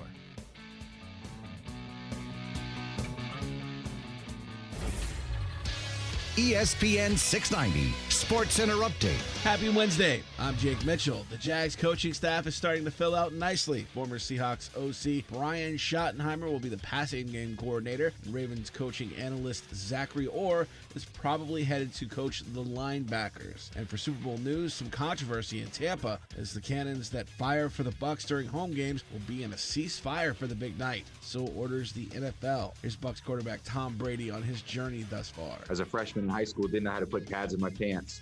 I was just hoping to play high school football because I wanted to be like Joe Montana and Steve Young. And then when I got a chance in college, I just wanted to play at Michigan. And then when I got drafted with Patriots, I just wanted to play. I just wanted to start. And it's just been a series of steps like that try to be a little better every year, try to learn a little bit more every year. SportsCenter Update is brought to you by Morgan & Morgan. Morgan & Morgan, for the people. Men, are the effects of hypertension, diabetes, or prostate cancer preventing you from having a satisfying love life? In just one visit, the doctors at Prime Men's Medical Center can help you overcome ED. to regain your confidence and have you last longer in the bedroom. Name brand pills don't work for many men and can have serious side effects. The highly skilled physicians at Prime Men's Medical Center provide custom blended medications that are safe, effective, and work immediately, regardless of your medical history or age. You'll see results on your first visit, guaranteed, or your consultation is free. So if you have problems in the bedroom, call now for a private consultation. One call, one visit, one simple solution to regain your love life. Call Prime Men's Medical Center now at 904-206-8105. 904-206-8105. That's 904-206-8105. Are you tired of pounding nails from one job to the next? Are you looking for a stable career? American Window Products is currently seeking full-time window installers and apprentices. American Window Products has served Jacksonville and the surrounding areas for 39 years and has openings for full-time window installers and apprentices. The positions include competitive pay and benefits. Full-time window installers and apprentices are needed now. Apply in person at American Window Products or by sending an email to info@AmericanWindowProducts.com. Do you have a passion for sales? Are you known for building strong relationships? Do you love to compete and win? CMG Jacksonville is searching for a talented individual to join our family as a media consultant. This position will require a committed person who will forge great relationships with Jacksonville's business leaders and develop profitable campaigns for advertisers. If your talents are a match, email your resume to jaxjobs@cmg.com. That's JAXJOBS@cmg.com or call 245-8732.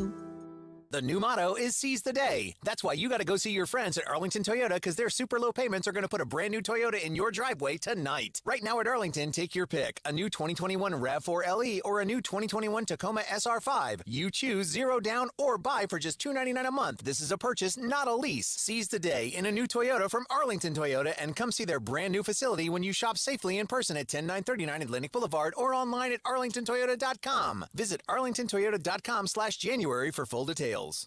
Appliances may work on your schedule, but they quit on theirs. At Atlantic Coast Appliance, we'll get your appliances back up and running in no time at all. Our factory-trained and certified technicians have repaired more than 100,000 appliances over the past 35 years, servicing Jacksonville to St. Augustine and Ponte Vedra with a 90-day warranty on parts and labor, plus a 100% satisfaction guarantee. When your appliances quit, we're ready to get started. For quality repair at a price that's fair, visit AtlanticCoastAppliance.com. Hey, do you owe more than $25,000 on your car, a truck, or that toy in the driveway?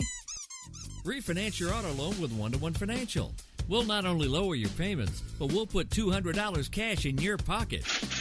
Plus, we have the lowest loan rates in town. Make some room in your budget and put more cash in your pocket. When you refinance with One-to-One Financial, Jacksonville's hometown credit union. Apply today at 121fcu.org. Federally insured by NCUA. The American Heart Association recommends that everyone get a flu vaccine, especially seniors, children, pregnant women, and people with underlying risk factors such as heart disease, stroke, and diabetes. For more, visit heart.org/flu prevention. Sponsored locally by Florida Blue. We are the entertainment you love and information that shapes your day. We are your lifeline. We are your companion. We are broadcasters. Text radio to 52886 and let Congress know you depend on your local radio stations. This message furnished by the National Association of Broadcasters. For the ones finding new ways to ensure the job always gets done. For the ones wearing many hats. For the ones who are hands-on, even from far away. And the ones keeping business moving forward. We are Grainger, offering supplies and solutions for every industry, with 24/7 support and experienced staff at over 250 local branches. Call, click Grainger.com, or just stop by. Grainger, for the ones who get it done.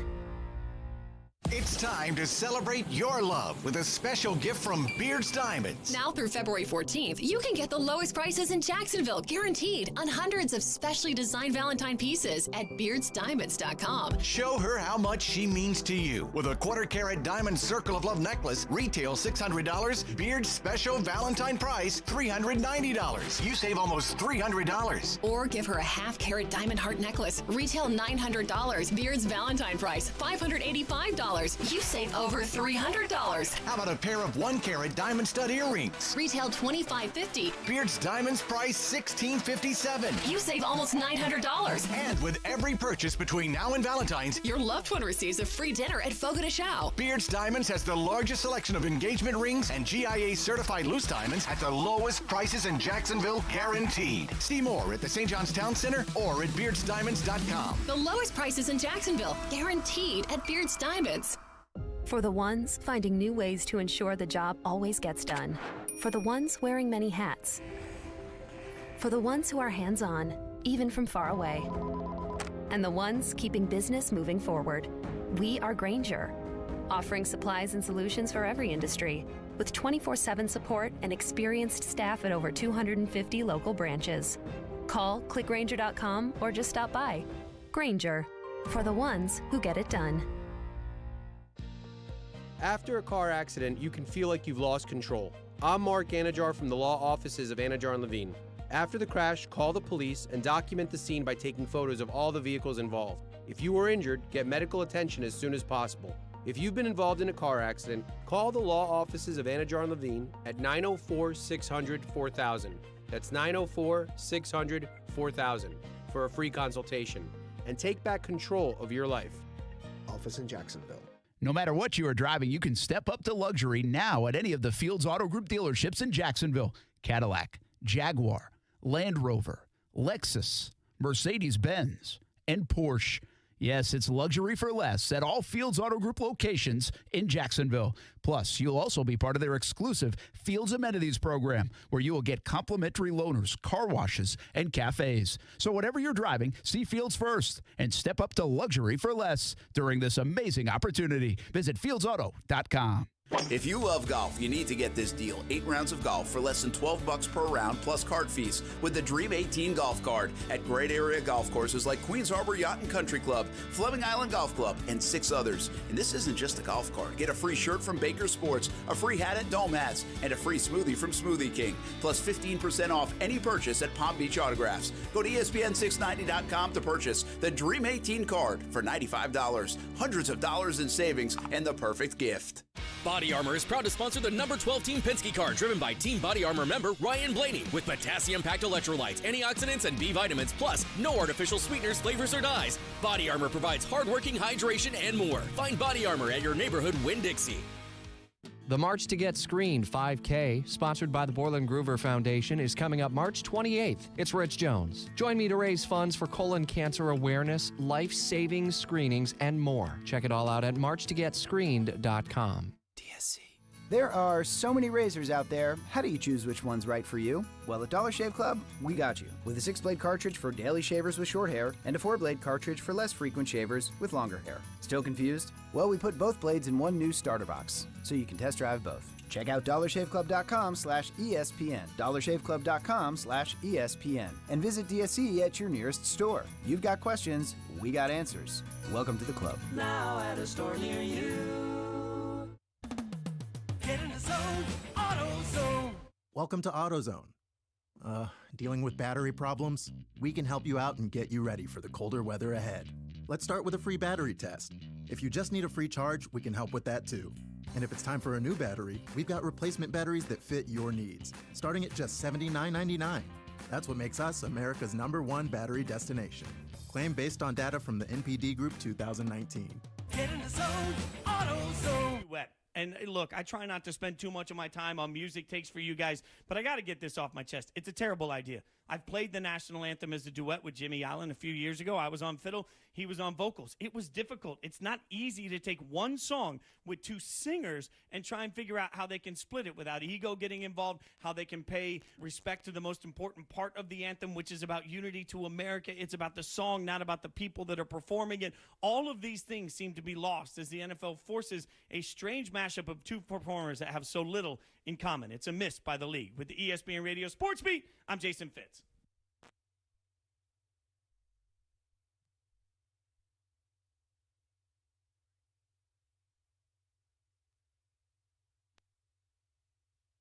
This is Sportscenter. I'm Doug Brown. Super Bowl 55 coming up on Sunday in Tampa. And yes, this is the first time a home team has played for the title. But Saints coach Sean Payton says it's what the Bucs have done on the road in these playoffs that makes them dangerous. The road Tampa's traveled, history has told us, is a team you got to be careful of, because there's a confidence level that builds when you travel 3 in a row on the road and win and end up playing in this game. Sean Payton on Key J and Z. Payton also says if quarterback Drew Brees retires, the Saints would like to re-sign free agent Jameis Winston. Payton told CBS Sports Pick 6 podcast that he expects Brees to make an announcement in the next week or two. ESPN's Adam Schefter reports the Chiefs' barber at the Super Bowl has tested positive for COVID-19. 20 players were planning to get a haircut before the game, but that barber has been removed. After all this time, it should really go without saying, but Dr. Anthony Fauci says it anyway. Hosting or attending a Super Bowl party, not a good idea this year. Download the DraftKings app and use code CJR to get a free shot at millions of dollars up for grabs this week with your first deposit. Minimum $5 deposit required. Eligibility restrictions apply. See DraftKings.com for details. WOKV Jacksonville. Listen live everywhere you go on ESPN690.com. ESPN690, a Cox Media Group station. Broadcasting live from the ESPN 690 Anajar and Levine studios. Anajar and Levine Accident Attorneys. Call 904-600-4000. That's 904-600-4000. ESPN 690, Jacksonville's home for ESPN Radio. Broadcasting live from the ESPN 690 Anajar and Levine studios. This is Action Sports Jacks on ESPN 690 with Brent Martineau and Austin Lane.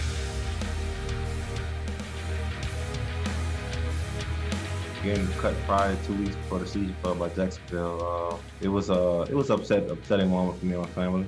You know, this is how I feed my family. This is how I take care of them also. And just me having to understand and recognize there was also something greater for me at the end. You know, prior that I wasn't getting the ball like I used to. I was sharing time with Lil Joe. It didn't matter. You know, I had to, like I said, I think this season was a humbling season for me. And I think I tweeted that a while back too. That is Leonard Fournette, former Jags player. You know what I like about Leonard? What you got in this spot? Playoff Lenny?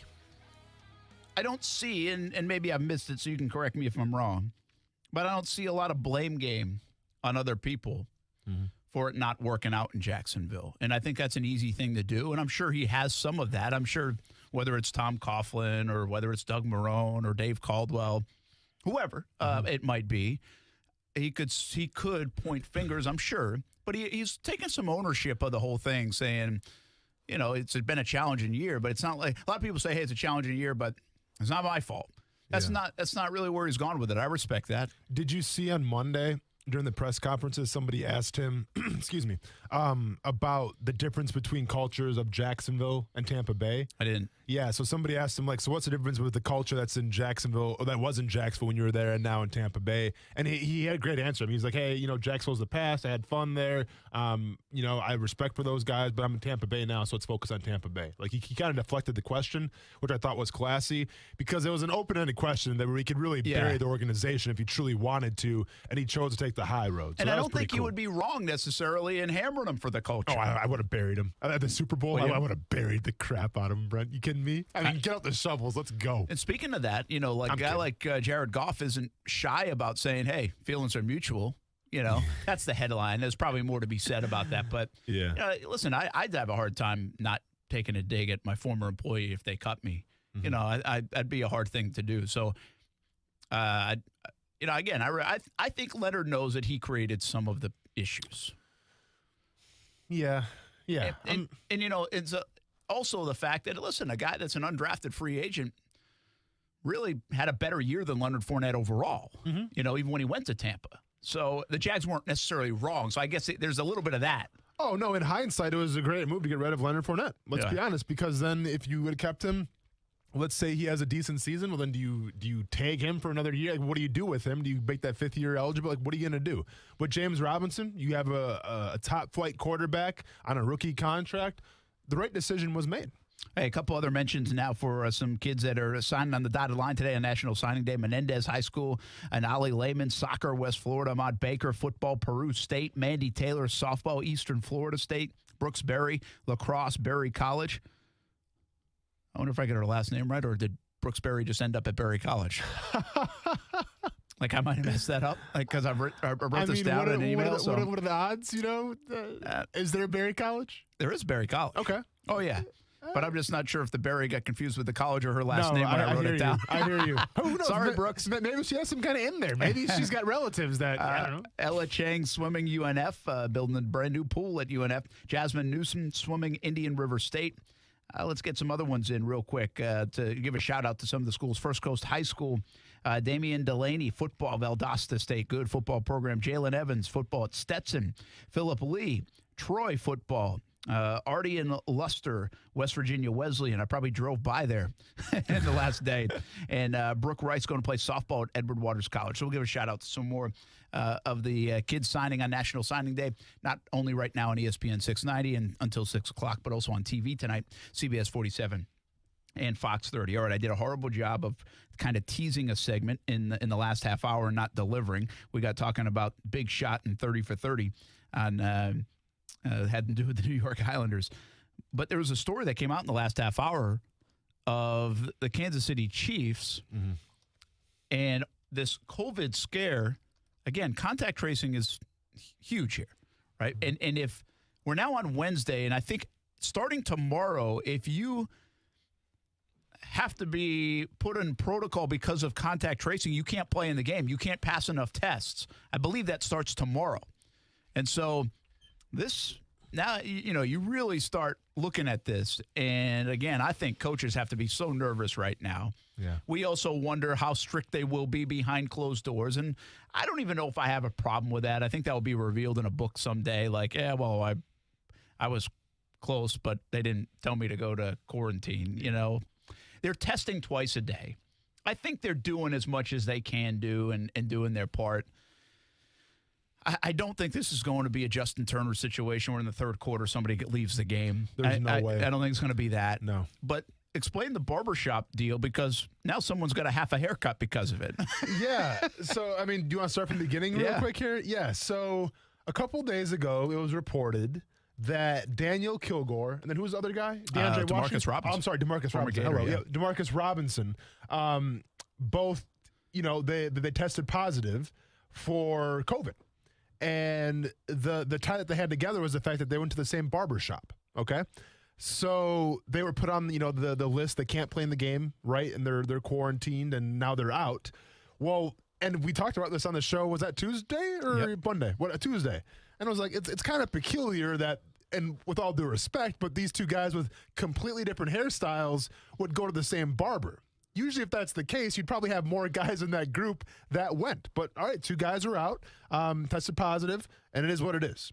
Well, now we sit here Wednesday, one day later, and it's reported that there was over 20 Chiefs players and staffers, including Patrick Mahomes, scheduled Sunday to get a haircut with a barber who tested positive for COVID-19. Obviously the same barber that gave the haircuts to Kilgore and company.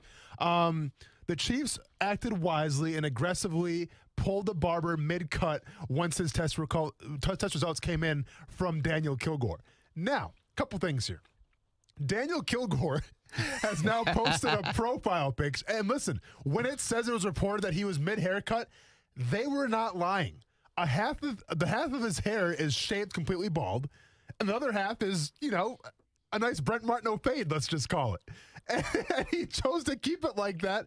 And now that's his Twitter profile, for the rest of time, maybe, because it's so genius. I mean, it's fantastic.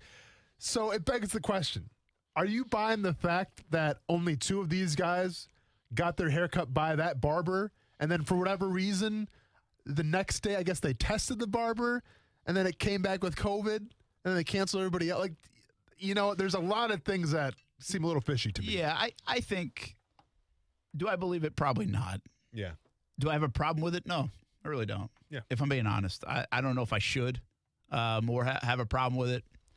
I understand the sensitivity of this topic, but the bottom line is I do think people are really doing their best to make sure people are safe and, COVID-free and not endangering other folks. Yeah. But let's be honest, people. If you ask me, if you ask Austin, if you ask 10 people at the grocery store, hey, you can't play in the Super Bowl or you can go quarantine because you might have COVID because you were close. Yeah. Guess what we're all saying? Let's go play in the Super Bowl. Yeah. So I think it would be very hypocritical of me that if this happened to me, I'd hope the heck they'd protect me and make sure I play in the Super Bowl, And by the way, there's no evidence that they are protecting people, but you're asking me hypothetically, do I think they kind of are? Yeah, I do. I think we'll hear the story someday of, well, it might not have been exactly by the book, even though they're making an attempt. I mean, they're doing it twice a day. People know what's at risk, which means if you're a player and a coach and all that stuff and you want to participate Sunday, you have to do your damnedest to try to stay away from people, to lock yourself in, to get your work in, get out, wear masks, all that stuff. And so that's a heck of an effort, I think, being placed on all these players, coaches, the teams. There's a responsibility they are dealing with. But if there's a little look the other way because Patrick Mahomes might have been in like a barber shop an hour later or something, I'm not going to sit here and ridicule that, man. I think we'd all hope someone would look the other way in this situation. No, without a doubt. Like, let's be honest here. If I had the golden ticket and I was able to go to Tampa Bay and interview all the teams, kind of like a little special treatment, let's call it, like I could take it upon myself, like the New York Times, and like kick down some doors and be like, where were you at this time? And like, but like, let's be honest, man. Like, this isn't. And once again, whether they're covering some stuff or not, I don't want this to come across the wrong way. Yeah, we don't know. We don't know. And when you're on this big of a stage, you have a chance to set an example. And I'm not naive to that. Yeah. Right? Like, I think people could use an an example. Right? Because they're testing twice a day. Yeah. They're wearing masks, all this stuff. Exactly. But all I'm going to say is, and I echoed this way back in training camp this prior season. You did, too. This isn't just a Super Bowl topic. Thank you. It's not just a Super Bowl topic, okay? I'm sure there's the whole Titans thing, remember when they were practicing at a high school or whatever? We had the guy from Nashville on. I forgot his name. Oh, Steve Lehman. Yeah, Steve Lehman. Best dressed guy in Nashville. Right. We had him on to kind of speak his piece a little bit. Like, there's been a couple of things I feel like that have transpired that don't get really talked about. They're kind of something underneath the rug. And you know what? As long as everybody comes out of it okay, I guess I don't really have that much issue with it until the story comes out one day. Yeah, I will probably come out someday that, well, maybe could they have done.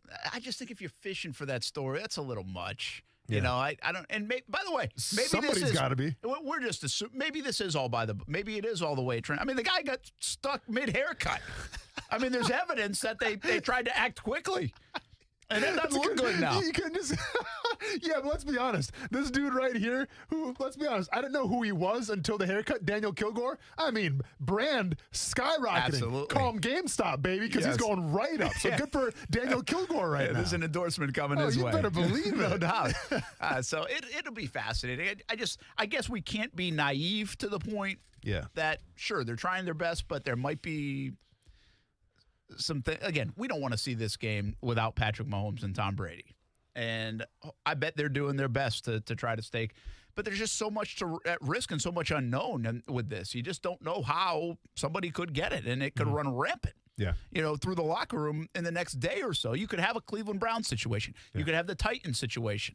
If you had that situation right now, that'd be a bigger mess, quite frankly, than probably saying, Yeah, there were only 2 guys in the barbershop. No, for sure.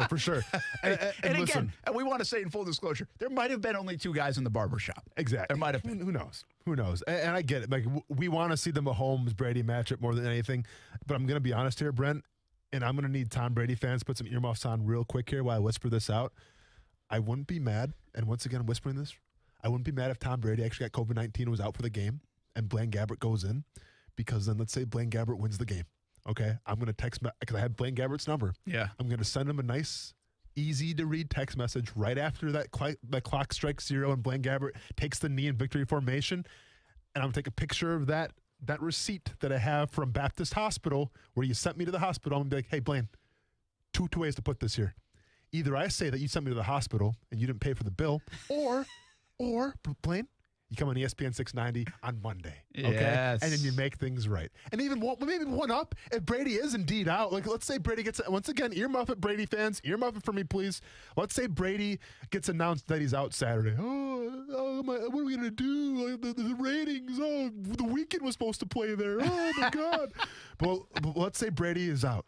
Saturday night, I send the text message to Blaine Gabbert. I show him the receipt once again. Not calling it blackmail, just calling it like what it is. But here's what I do, Brent. I'm going to say, when those kids, because let's be honest, if they win, it's because of Blaine Gabbert. Because Casey's putting up points. True. So Blaine Gabbert's got to go toe-to-toe with Patrick Mahomes. So if they win, it's because of Blaine Gabbert. When the cameras go to Blaine Gabbert and they say, what are you going to do next? The Super Bowl MVP. What is Blaine Gabbert going to say? He's going to say, I'm coming on ESPN 690. I'm going to ESPN 690. There we go, Brent. Why? By the way, I mean, I don't ask you to have too much pull often, but why haven't you had Blaine Gabbert on the show? Well, I mean, what do you want to talk to him about? Like, I thought about it, but I seriously haven't talked to him since he got let go. So it's like, it's been that long. Oh, it's been a long time, man. It's like, hey, remember me? Like, what do you want to come on our show and talk about the Jacksonville Jaguars? Yeah. Because it's so fun for you? Yeah. You know, I don't know. I mean, I felt weird. By the way, start planting the seed with Blaine, okay? Be like, hey, man, that's pretty cool. You know, I was hanging out with Tom, you know, just some nice little texts. So you start rekindle that friendship. Okay. And then next year for the Super Bowl, if they're back in it, you know, you can do like a sit down. No, and trust me. You know how many people would tune into that sit down? Blaine Gabbert, tell me the Jags days. No, trust me. If they win, I'll reach out to Blaine Gabbert. Okay. I promise. Fair enough. I'll reach out to him. If they lose, probably not then. All right, I got a question for you real quick. What do you got? Who would win? Chad Henne versus Blaine Gabbert Super Bowl with these teams. Yeah. Chad Henne and the Chiefs, Blaine Gabbert and the Bucs. Who you taking? I mean, listen, before that AFC Championship game, I would say Blaine, because I feel like the boom of Blaine is better than Chad Henne. I agree with that. But then, like, I feel like Henne's got the momentum right now. Like, I mean, he flexed on that 3rd and 14 run. Like, I mean, he was fired up. You saw the energy, you saw the tenacity. So advantage Henne, I guess. I don't know, man. Way, I feel like I might take Gabbert. Are you on the Blaine train? Well, Gabbert played some decent snaps and decent times in Arizona. Yeah. And even when he's come in a little bit for Brady at times this year. So, and by what just the subconscious of what he's absorbed through Brady. Yeah. I don't know. I'd have more confidence. If I was a player, I think I'd have more confidence in Gabbert than Henne. Yeah. You think so? Being able to make the throws, being able to do the stuff you need to. Yeah, but I think I would. What about the experience factor, though? Because I feel like Henne's got more experience. Yes. But I think he's limited. Okay. You know, I think Gabbert's got a better skill set probably. Can we talk about real quick Blaine Gabbert's Instagram post? Yeah, real quick. You saw that? No. What he posted on Instagram. So this was right after the championship, where he put gangsters moving silence, and it's him and picture. Hey, take advantage of it, man. Listen, I'm a Blaine Gabbert supporter, dude. You know how I feel about him, right? So that's the homie. This is a very aggressive post here. It is this would be like Kuz going on Instagram and saying, just crushed another ESPN 690 show today. Like, yeah, you did. You know, like you did. But, you know, me and Brent are kind of doing our thing here, too. But you did. You know what I'm saying? Like, Blaine, we get it. Like, you watch Brady do his thing. But you know. But you don't know how often I'm in a bar and I talk trash to people, be like, yeah, come on, you want to fight us 2-on-2? And I show the picture of you. Yeah, I got you. So there you go. I got you. It happens. That's all Gabbert was doing there. I got you. You got to do it while you can. No, for sure. Hey, let's welcome in Brian Braddock to the show right now. St. Augustine High School football coach here on Action Sports Jacks on ESPN 690. We're going to talk signing day with Coach Braddock, but I got to get your thought on the Super Bowl first. How fired up are you as a football guy to watch Mahomes Brady? I'm pumped. I'm unfortunately, and this is just me being honest, I'm probably more excited to get with my two little boys and just eat a bunch of bad food. Yeah, but, amen to that. But and I feel like I can get away with it with my wife's a dietitian, but I feel like I can use the Super Bowl as an excuse. No doubt. But no. Oh, that's should tough, be an man. exciting game. When your wife's a dietitian, that is tough. She's great. She's very balanced, so she definitely takes good care of us. Good stuff. Well, what was signing day like for you guys? Good for Sammy Edwards. I know he's at Valdosta State. That took a little bit. Yellow Jackets coming off a fantastic year. Brian Braddock, by the way, our Friday Night Blitz Coach of the Year for 2020. How was signing day down your way? It was great. It was great. It's always such a great celebration to just get excited for the young men that are achieving a goal of theirs and accomplishing a dream. And yeah, Sammy's moving on to Valdosta State, and I think it's a tremendous fit for him and for them. He's, a tremendous leader. He's got a lot of physical ability. He's coming into a pretty light quarterback room with their situation they have right now, and obviously it's an elite Division II program. And I think there's a lot of parallels. He's had a lot of experience here with pressure, and his family's gone through this program, his dad, his older brother, and he's now played in his own state semifinals. So I think he's excited to go lead a program and try to win championships there. Brian Braddock with us, Action Sports Shacks on ESPN 690. I didn't check this, Coach, so you can check me on it. Is Ivory Durham still there? Former Reigns quarterback, won a national title with Valdosta State, I think his freshman year. Yes, he's still there. At this point, I think it's going to be him and Sammy. And then I saw recently, I figured they would bring in two. They brought in another kid who was also a dual threat. Sammy's more than capable with his legs too. They wanted a kid that could, do a little bit of everything. So I think they'll have three when they start camp. But I do know it's going to be an accelerated process for Sammy because they are a little bit light as far as their quarterback position. Coach, you've been a part of a lot of student athletes, going on to play at the collegiate level. Do you get the sense this year, though, everything that's transpired with COVID-19 and the pandemic and all of these athletes have put themselves through, do you even get more of a sense of a reward and enjoyment to watch them kind of live out their collegiate hopes just because of what they had to go through this past season? Absolutely, and I don't know if it's more, but I know it's a little bit more of a relief than it is normally. It's a pretty linear process most years, but this year it was not at all. And unless you're that Power 5, no doubt FBS guy who, truthfully, had stuff already going on like that a year ago, this was a anxiety-filled process because so many schools. As everybody knows, they didn't have a lot of guys moving on. You've got some really good FCS programs and Division II programs that brought in less than 5 guys, 10 guys, and I saw some guys brought in 1 or 2, and because they have nobody moving on, everybody's got a year of eligibility that they were gifted back, and which is good for them. Obviously, it was the right thing for those young men, but it's of no fault of theirs. But it's really tough. So the number of opportunities really shrunk very, very fast when the NCAA granted that extra year of eligibility. Brian Braddock with us here on ESPN 690, St. Augustine High School football coach. Will that, let's assume everything gets back to normal, right? And the year after this year, the players aren't getting more years back, and hopefully it's normal. Do you think it will just impact this year's class and maybe 22 a little bit? Will it go on to 23? I mean, how much of a logjam do you think we're talking based on how much maybe your phone is ringing? I think it's going to impact this year's class some as well because you may have had some schools who let's say they had a new staff come in, which that always fosters attrition because they're going to do things their way, and maybe some other guys weren't bought in. And maybe there were some reasons why they changed staff. So let's say you have a staff that got rid of a bunch of juniors and seniors. Well, they still had a full slate of freshmen, most likely, that are keeping their eligibility, but they had a lot of scholarships because of those older guys that were, maybe not brought back. So maybe they bring in a whole bunch more freshmen. So you could conceivably look at an FBS school who has, 40 freshmen. Wow. 25 from last year, and maybe they brought in another 15, which to them, that's good. They want to do that. They want to turn the roster over. They want a new team. But if you look at next year's, it's going to have a lingering effect because anytime you stockpile one class, it's going to have to be made up in the classes that follow with smaller numbers. One more question for you here, Coach. Do you get the sense, kind of to what Austin was saying, this process has changed so much. I feel like there's so much pressure on the kids. It doesn't have to be a Power 5 kid, but I do think that the higher you are, the more stars you have. I think there's a lot of pressure. I think we get to this day and we talk to kids, and so many of them say, I'm glad it's over. which to me doesn't feel like a great process if you're glad it's over.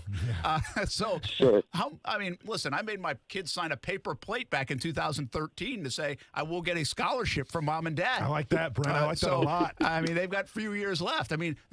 There's pressure on these kids. There's peer pressure because you see your buddy getting offered as a freshman or a sophomore, and where's mine? And I feel like I'm just as good. All that stuff. It's natural stuff. Do you and do the kids enjoy this process still, or do you really feel like it's become more of a hindrance?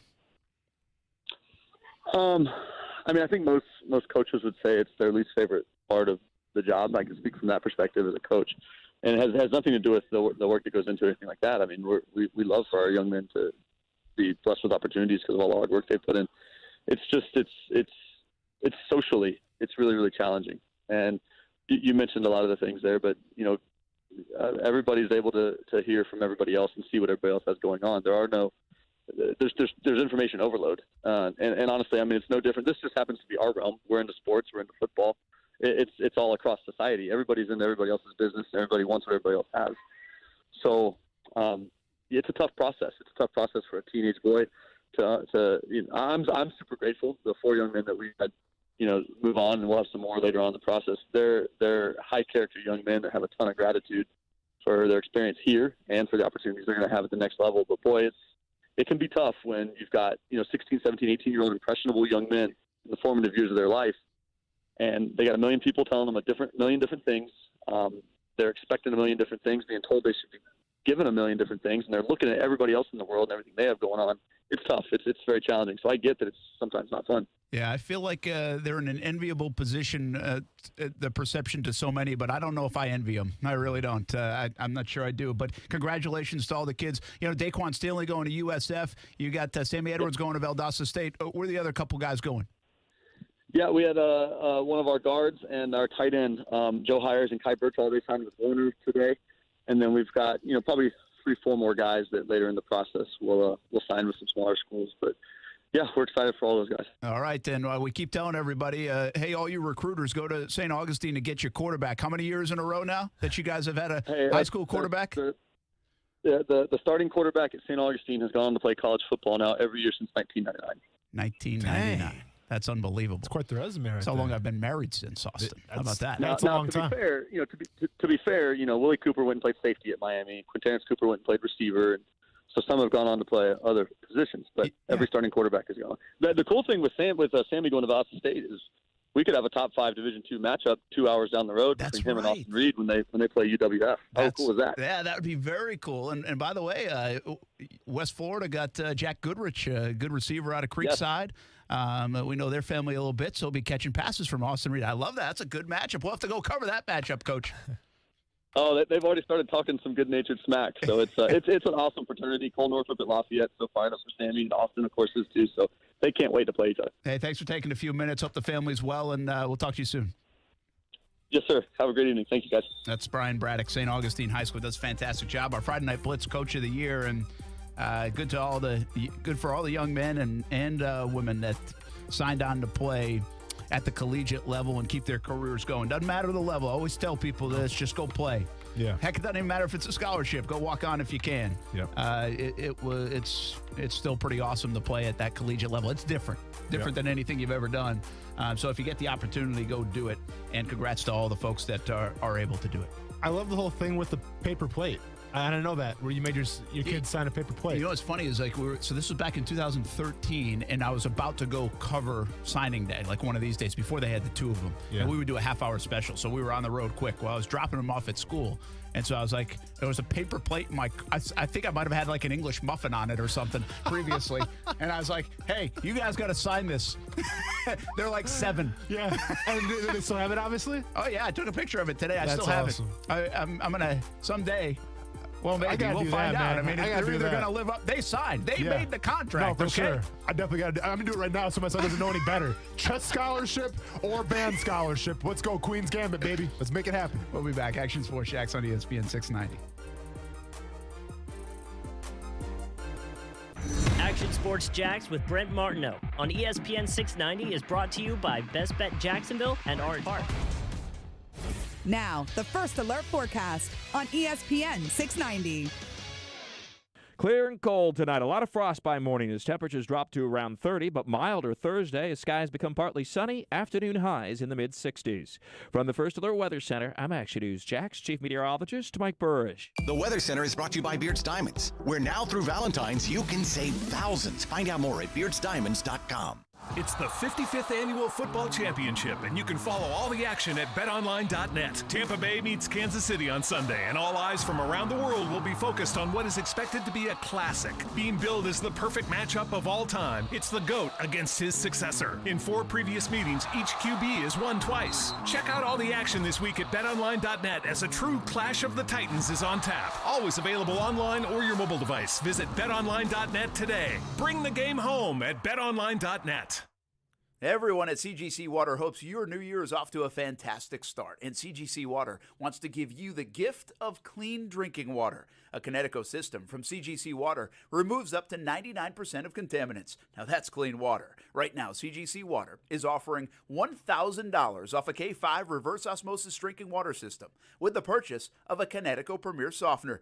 If you're still not filtering your water, you are the filter. Schedule your free water test today and get peace of mind knowing your family's water is safe water. CGC is still taking extra precautions with in-home visits and continuing to follow CDC guidelines. Remember, this is a limited time offer. $1,000 off a K5 reverse osmosis drinking water system with the purchase of a Kinetico Premier Softener. Call 904-552-1242 or visit cgcwater.com. Serving Northeast Florida and Southeast Georgia, CGC Water Treatment, your local independent Kinetico dealer. Nothing is certain except death and taxes. And your appliance is breaking down as soon as they're out of warranty. At Atlantic Coast Appliance, we can't help with the first two, but we've got the third one covered.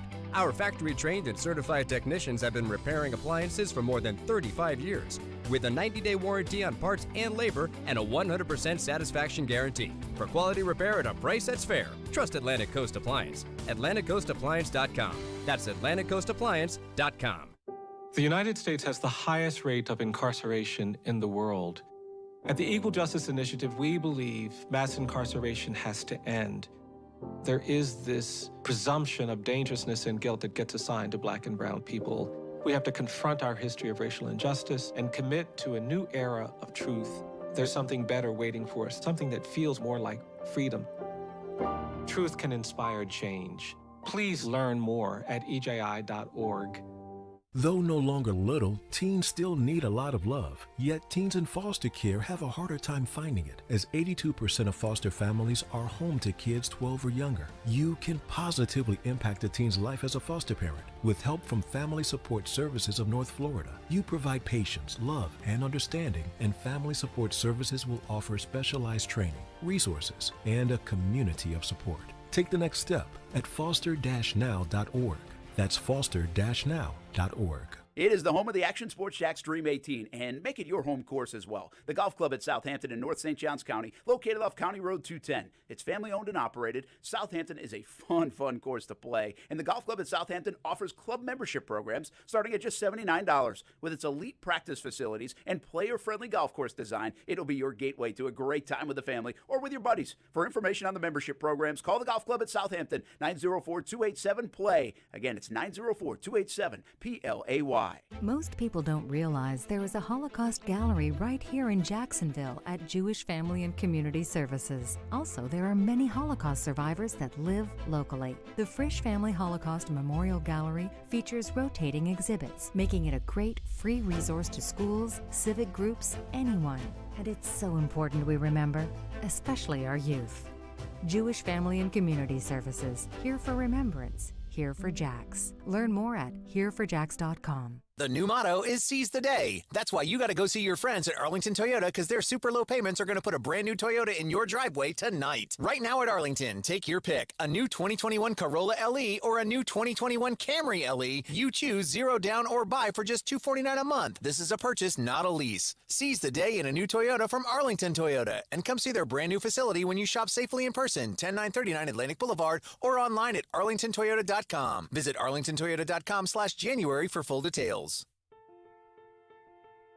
It doesn't matter how old we are, we all need love and support. Yet, teenagers who end up in foster care have a much harder time finding it, as nearly 82% of current foster families are home to kids 12 or younger. The good news is, you can positively impact a teen's life by becoming a foster parent with help from Family Support Services of North Florida. You don't have to be married or own a home. You provide patience, love, and understanding, and Family Support Services will offer specialized training, resources, and a community of support. So if you've ever felt a calling to help youth, please take this opportunity to explore becoming a foster parent to a teen through Family Support Services. Teenagers may no longer be little, but they still need lots of love. Take the next step by visiting foster-now.org. That's foster-now.org.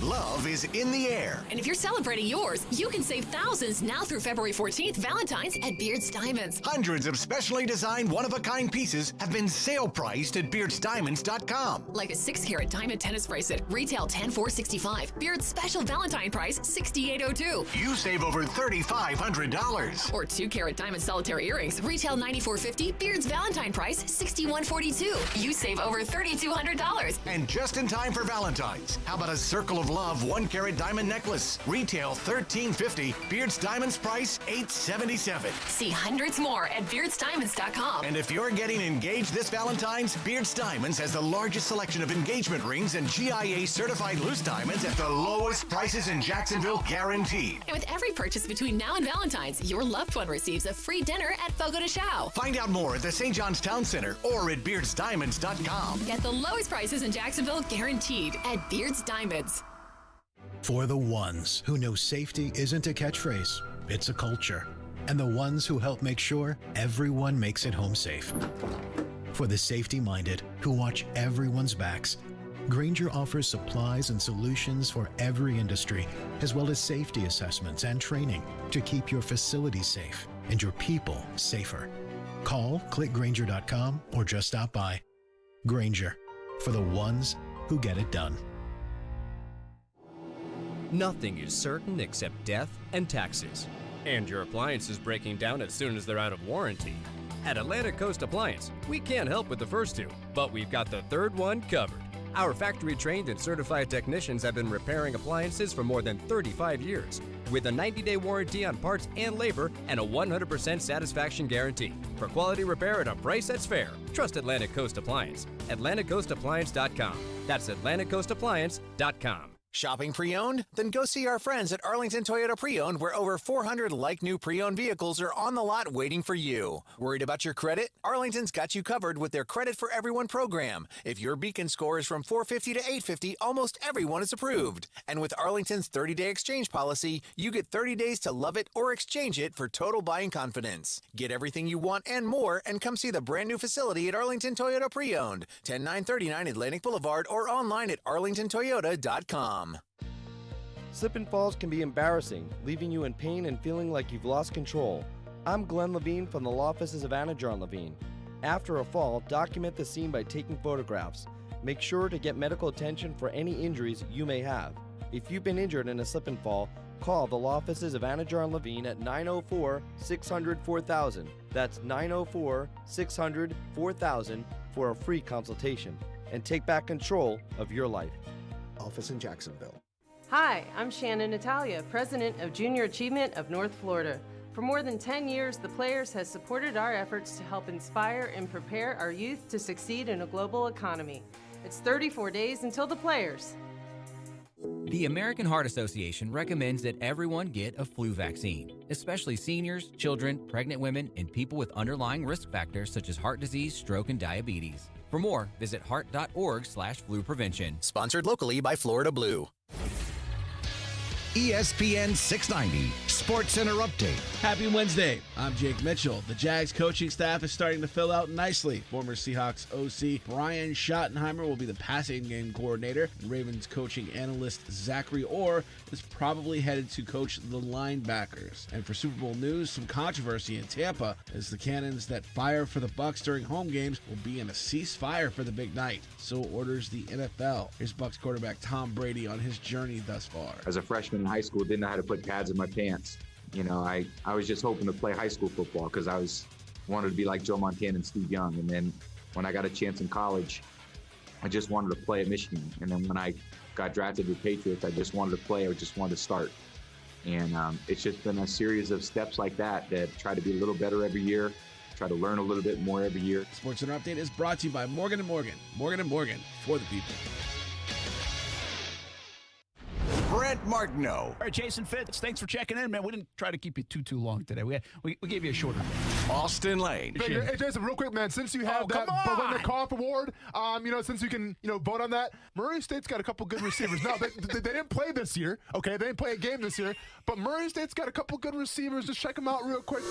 Action Sports Jacks on ESPN 690. Used to participating in the wins, as an athlete and as a competitor. That's just how I am. I want to feel like I did something to help the team, not just sit on the bench and, play here and there. But everything wound up working out in my favor at the end. Me and Rojo makes a hell of a 1-2 punch in the backfield. And like I say, without him, Shady, or Sneak, we wouldn't be where we at right now. Just learning from each other and understanding each other and just getting better as a whole, as a group. It's too easy, Brent. Too easy for us today. Yeah. Playoff Lenny. Where did Playoff Lenny come from? It's a brand now. He's selling hats. He's got hats and stuff.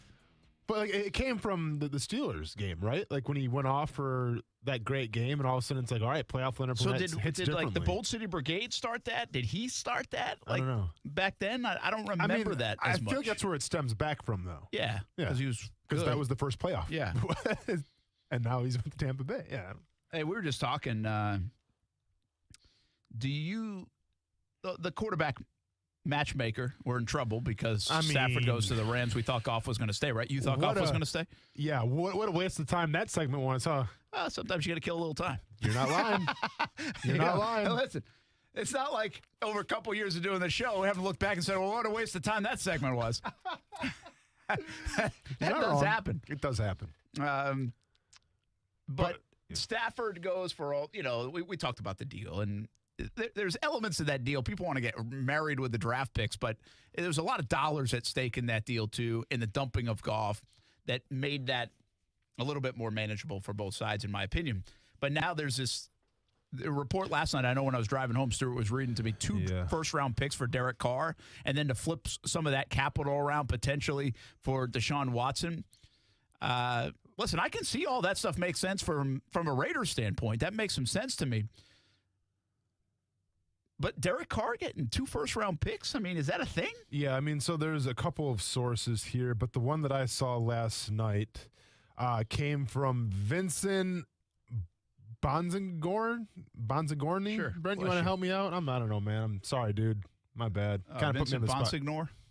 Bonsignore. There we go. Does he cover the Raiders? He does cover the Raiders. He covers the Raiders, right? And he put out and said that multiple NFL sources indicate to me that Derek Carr is a hot commodity and is expected that multiple teams will pursue him via trade that could lead to the Raiders pursuing Deshaun Watson in a blockbuster trade. My story. Want me to translate that for you? Yeah. Read the first line again.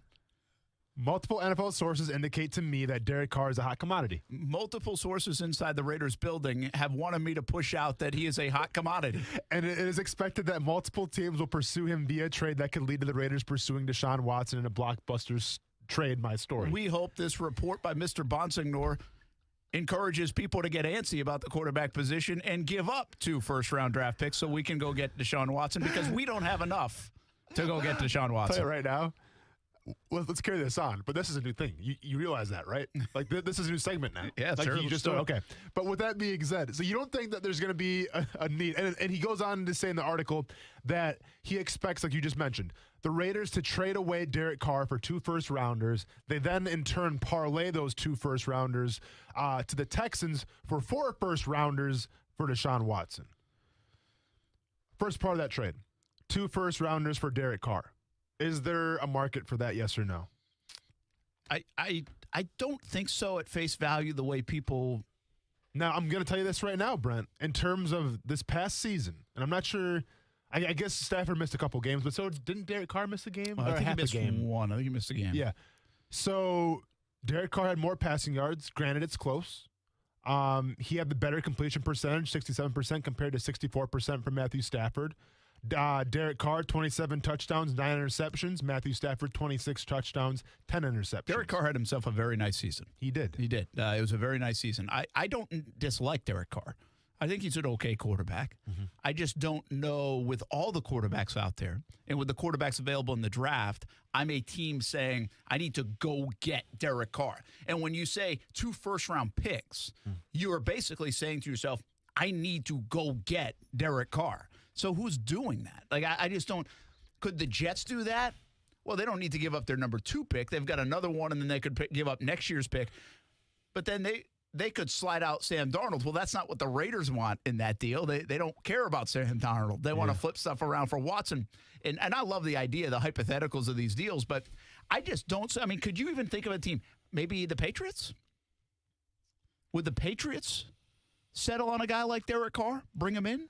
I'd have to see what his contract is. I mean, give me 3 teams that you think would really make a play for Derek Carr, like a legitimate, be like, hey, I think we get a lot better if we go get Derek Carr. Well, and here's the thing, right? Because you can say, well, look what the Raiders did. But the Raiders kind of overpaid, in my opinion, to get Goff off the books, right? Like, that was a pretty high contract. The Rams did, yeah. I'm sorry, yeah.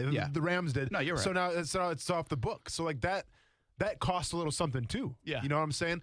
In terms of Derek Carr's contract, next year, 2021, he is slated to make $19 million. That's for a the deal base these salary. days. Yeah. But, go back. Think about the numbers, right? Think about what Wentz is doing now. Think about what Goff is doing now. The Jags, if you really look back at, like, what the Bortles deal was, it really wasn't a terrible deal to try if they thought. Now, it was, in hindsight, it was bad because, but I'm talking about the actual deal. Yeah. The thing that always gets me about the Bortles thing is I could see why people in the building would, and I died on the Bortles Hill, okay? So I was one of them that said, listen, this might be him playing good football. This could be him turning the corner. You're hoping a franchise quarterback is about to go somewhere. He's learned a lot, all this stuff. You get enamored with that. I still can't believe Tom Coughlin got enamored with that. Tom Coughlin rubber stamped this move to bring him on for another couple of years. But even in hindsight, if you look at that deal for him, it really only had to work for a year to be a decent deal for the team, and I know it didn't. But if you look at some of these other contracts, that deal was nothing. Yeah. Like, the Jaguars didn't hurt themselves that much by that deal compared to some of these others. I mean, look what the Rams had to give up just to get off the Goff deal, and he's a better quarterback than Bortles, you know? Yeah. So it just struck me, thinking that way. Back to that, the deals of these you're forced to do something. So $19 million, you say it's a lot of money. It's really not for a quarterback. I mean, that's actually that's a reasonable deal for a quarterback coming off a year Carr just had. True. Right? True. That's pretty. You'd take that. So as far as a market, then, is there a market?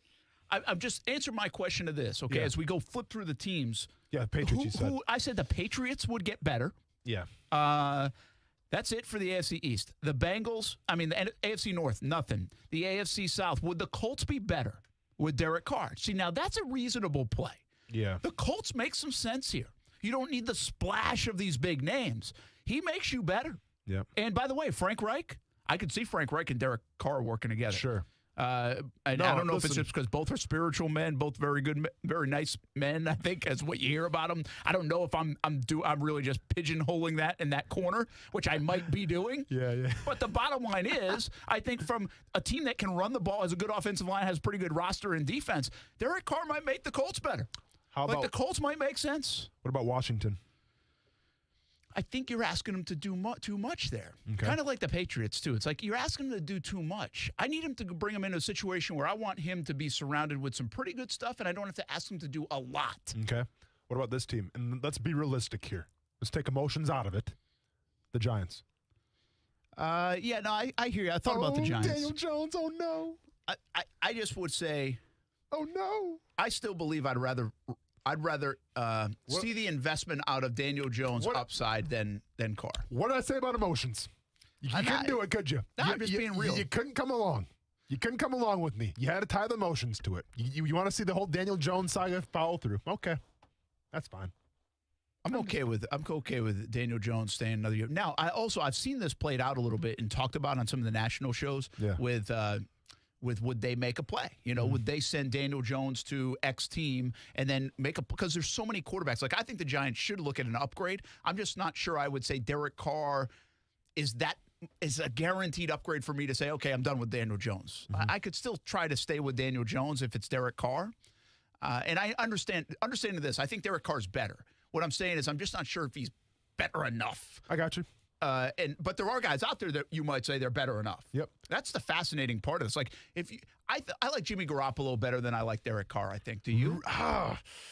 See, the injuries stick out to me a lot more than Jimmy Garoppolo. So it's hard to say. That's fair. Hey, how about the Patriots go bring back Jimmy Garoppolo? Is there a lot of talk about that? I haven't seen it, but is there a lot of talk about it? I haven't seen a lot of that. You never know. Real quick, though. So for Derek Carr, 2 other teams that are sticking out to me right now. The Panthers. Yeah, the Panthers. But I'll say this. I feel like they have that in Teddy Bridgewater. Okay. Does Derek Carr feel that much different than Teddy Bridgewater? I mean, if I bring up those passing stats, he might. Not too bad, I guess. It's pretty comparable. No, you're right. You're right. He's kind of in that same group, right? Whatever that group is, however you want to label him. Again, I don't think bad. Yeah. I'm okay with my quarterback being that. I'm not super excited about my quarterback being those guys, you know? Yeah. In terms of passing yards, actually, Teddy Bridgewater had more passing yards than Baker Mayfield did this year. And he's under contract with Carolina, crazy. right? Yeah. Well, is he? I think he is for another year. I think that's what we determined. But the last team, Falcons. Well, it sounds like they're going to keep Matt Ryan. So if I'm going with the Falcons, if they're going to keep him for a year, then I'm getting a young guy. Okay. That's who I'm drafting. Like I'm drafting Justin Fields. There we go. Or something like that if he's available. Or Zach Wilson. That's who I'm making that move this year. Last one, Chicago.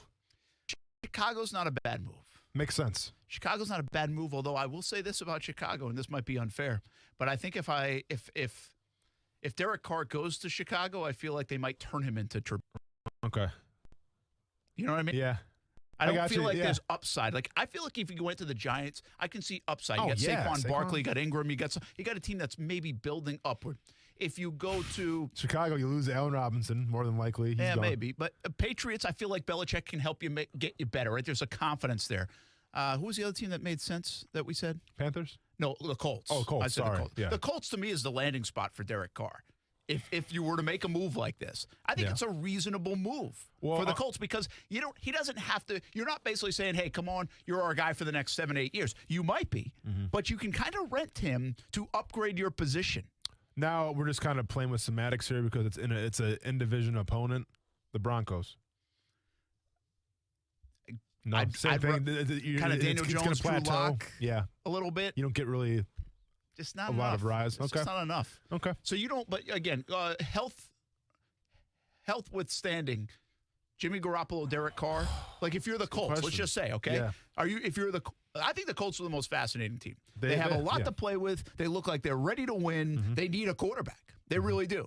And so, would you, if you're the Colts, are you going after Jimmy G or Derek Carr? I'm taking Derek Carr over Jimmy G. I think that the sample size that I've seen from Derek Carr is a lot more. I've seen Derek Carr, I think, with more bigger throws. And I don't want to call Jimmy G a game manager per se, but I feel like in that system, with Shanahan, it feels like, listen, like if you're a defense and you're planning for the 49ers, you're not really planning around Jimmy Garoppolo. You're planning about how you're going to stop this run. How you're going to stop, all these motions and these crazy jet sweeps with, Debo, and how you going to stop George Kittle. I feel like, and with all due respect to him, I feel like Jimmy Garoppolo is secondary in terms of approach how he stopped the San Francisco 49ers on offense. It's interesting because, I always look at where their relationships, and DeForest Buckner went to Indianapolis. They just made a pretty big deal last year for that first-round pick.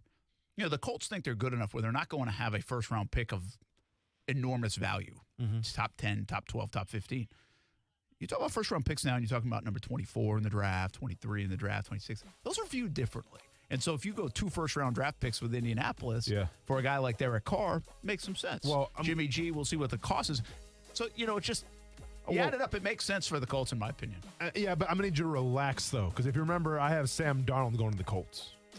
That's like my upset, like sleeper Sam Darnold pick there is the Colts. So relax with that. And by the way, I think that makes some sense, but that seems like you're trying to salvage a guy.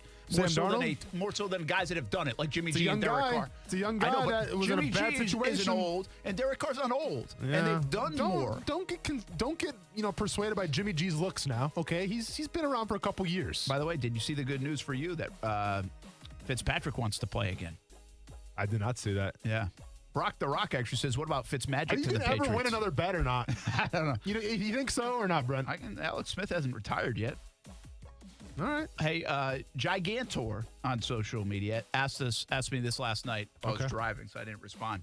Hunter Renfrow for a late pick to give the Raiders a little more capital if they're looking for it to trade for Watson. Would you get, if you're the Jags, would you give up like a 4th-round pick Absolutely. or something? Would he add something to this offense? Yeah, listen, he is the traditional slot guy, right? He's the punt returner, but like out of the slot, you can have Keelan Cole, you can have Shenault, but like Hunter Renfrow is a slot guy. He's like the Dan Amendola, all those guys. I like it. All right. National Signing Day rolls on tonight on TV. CBS 47 and Fox 30. We'll see you there. And we'll see you back here tomorrow. Action Sports Jacks on ESPN 690 at 3 o'clock. Have a good night, everybody. It's a pretty piercing sound, isn't it?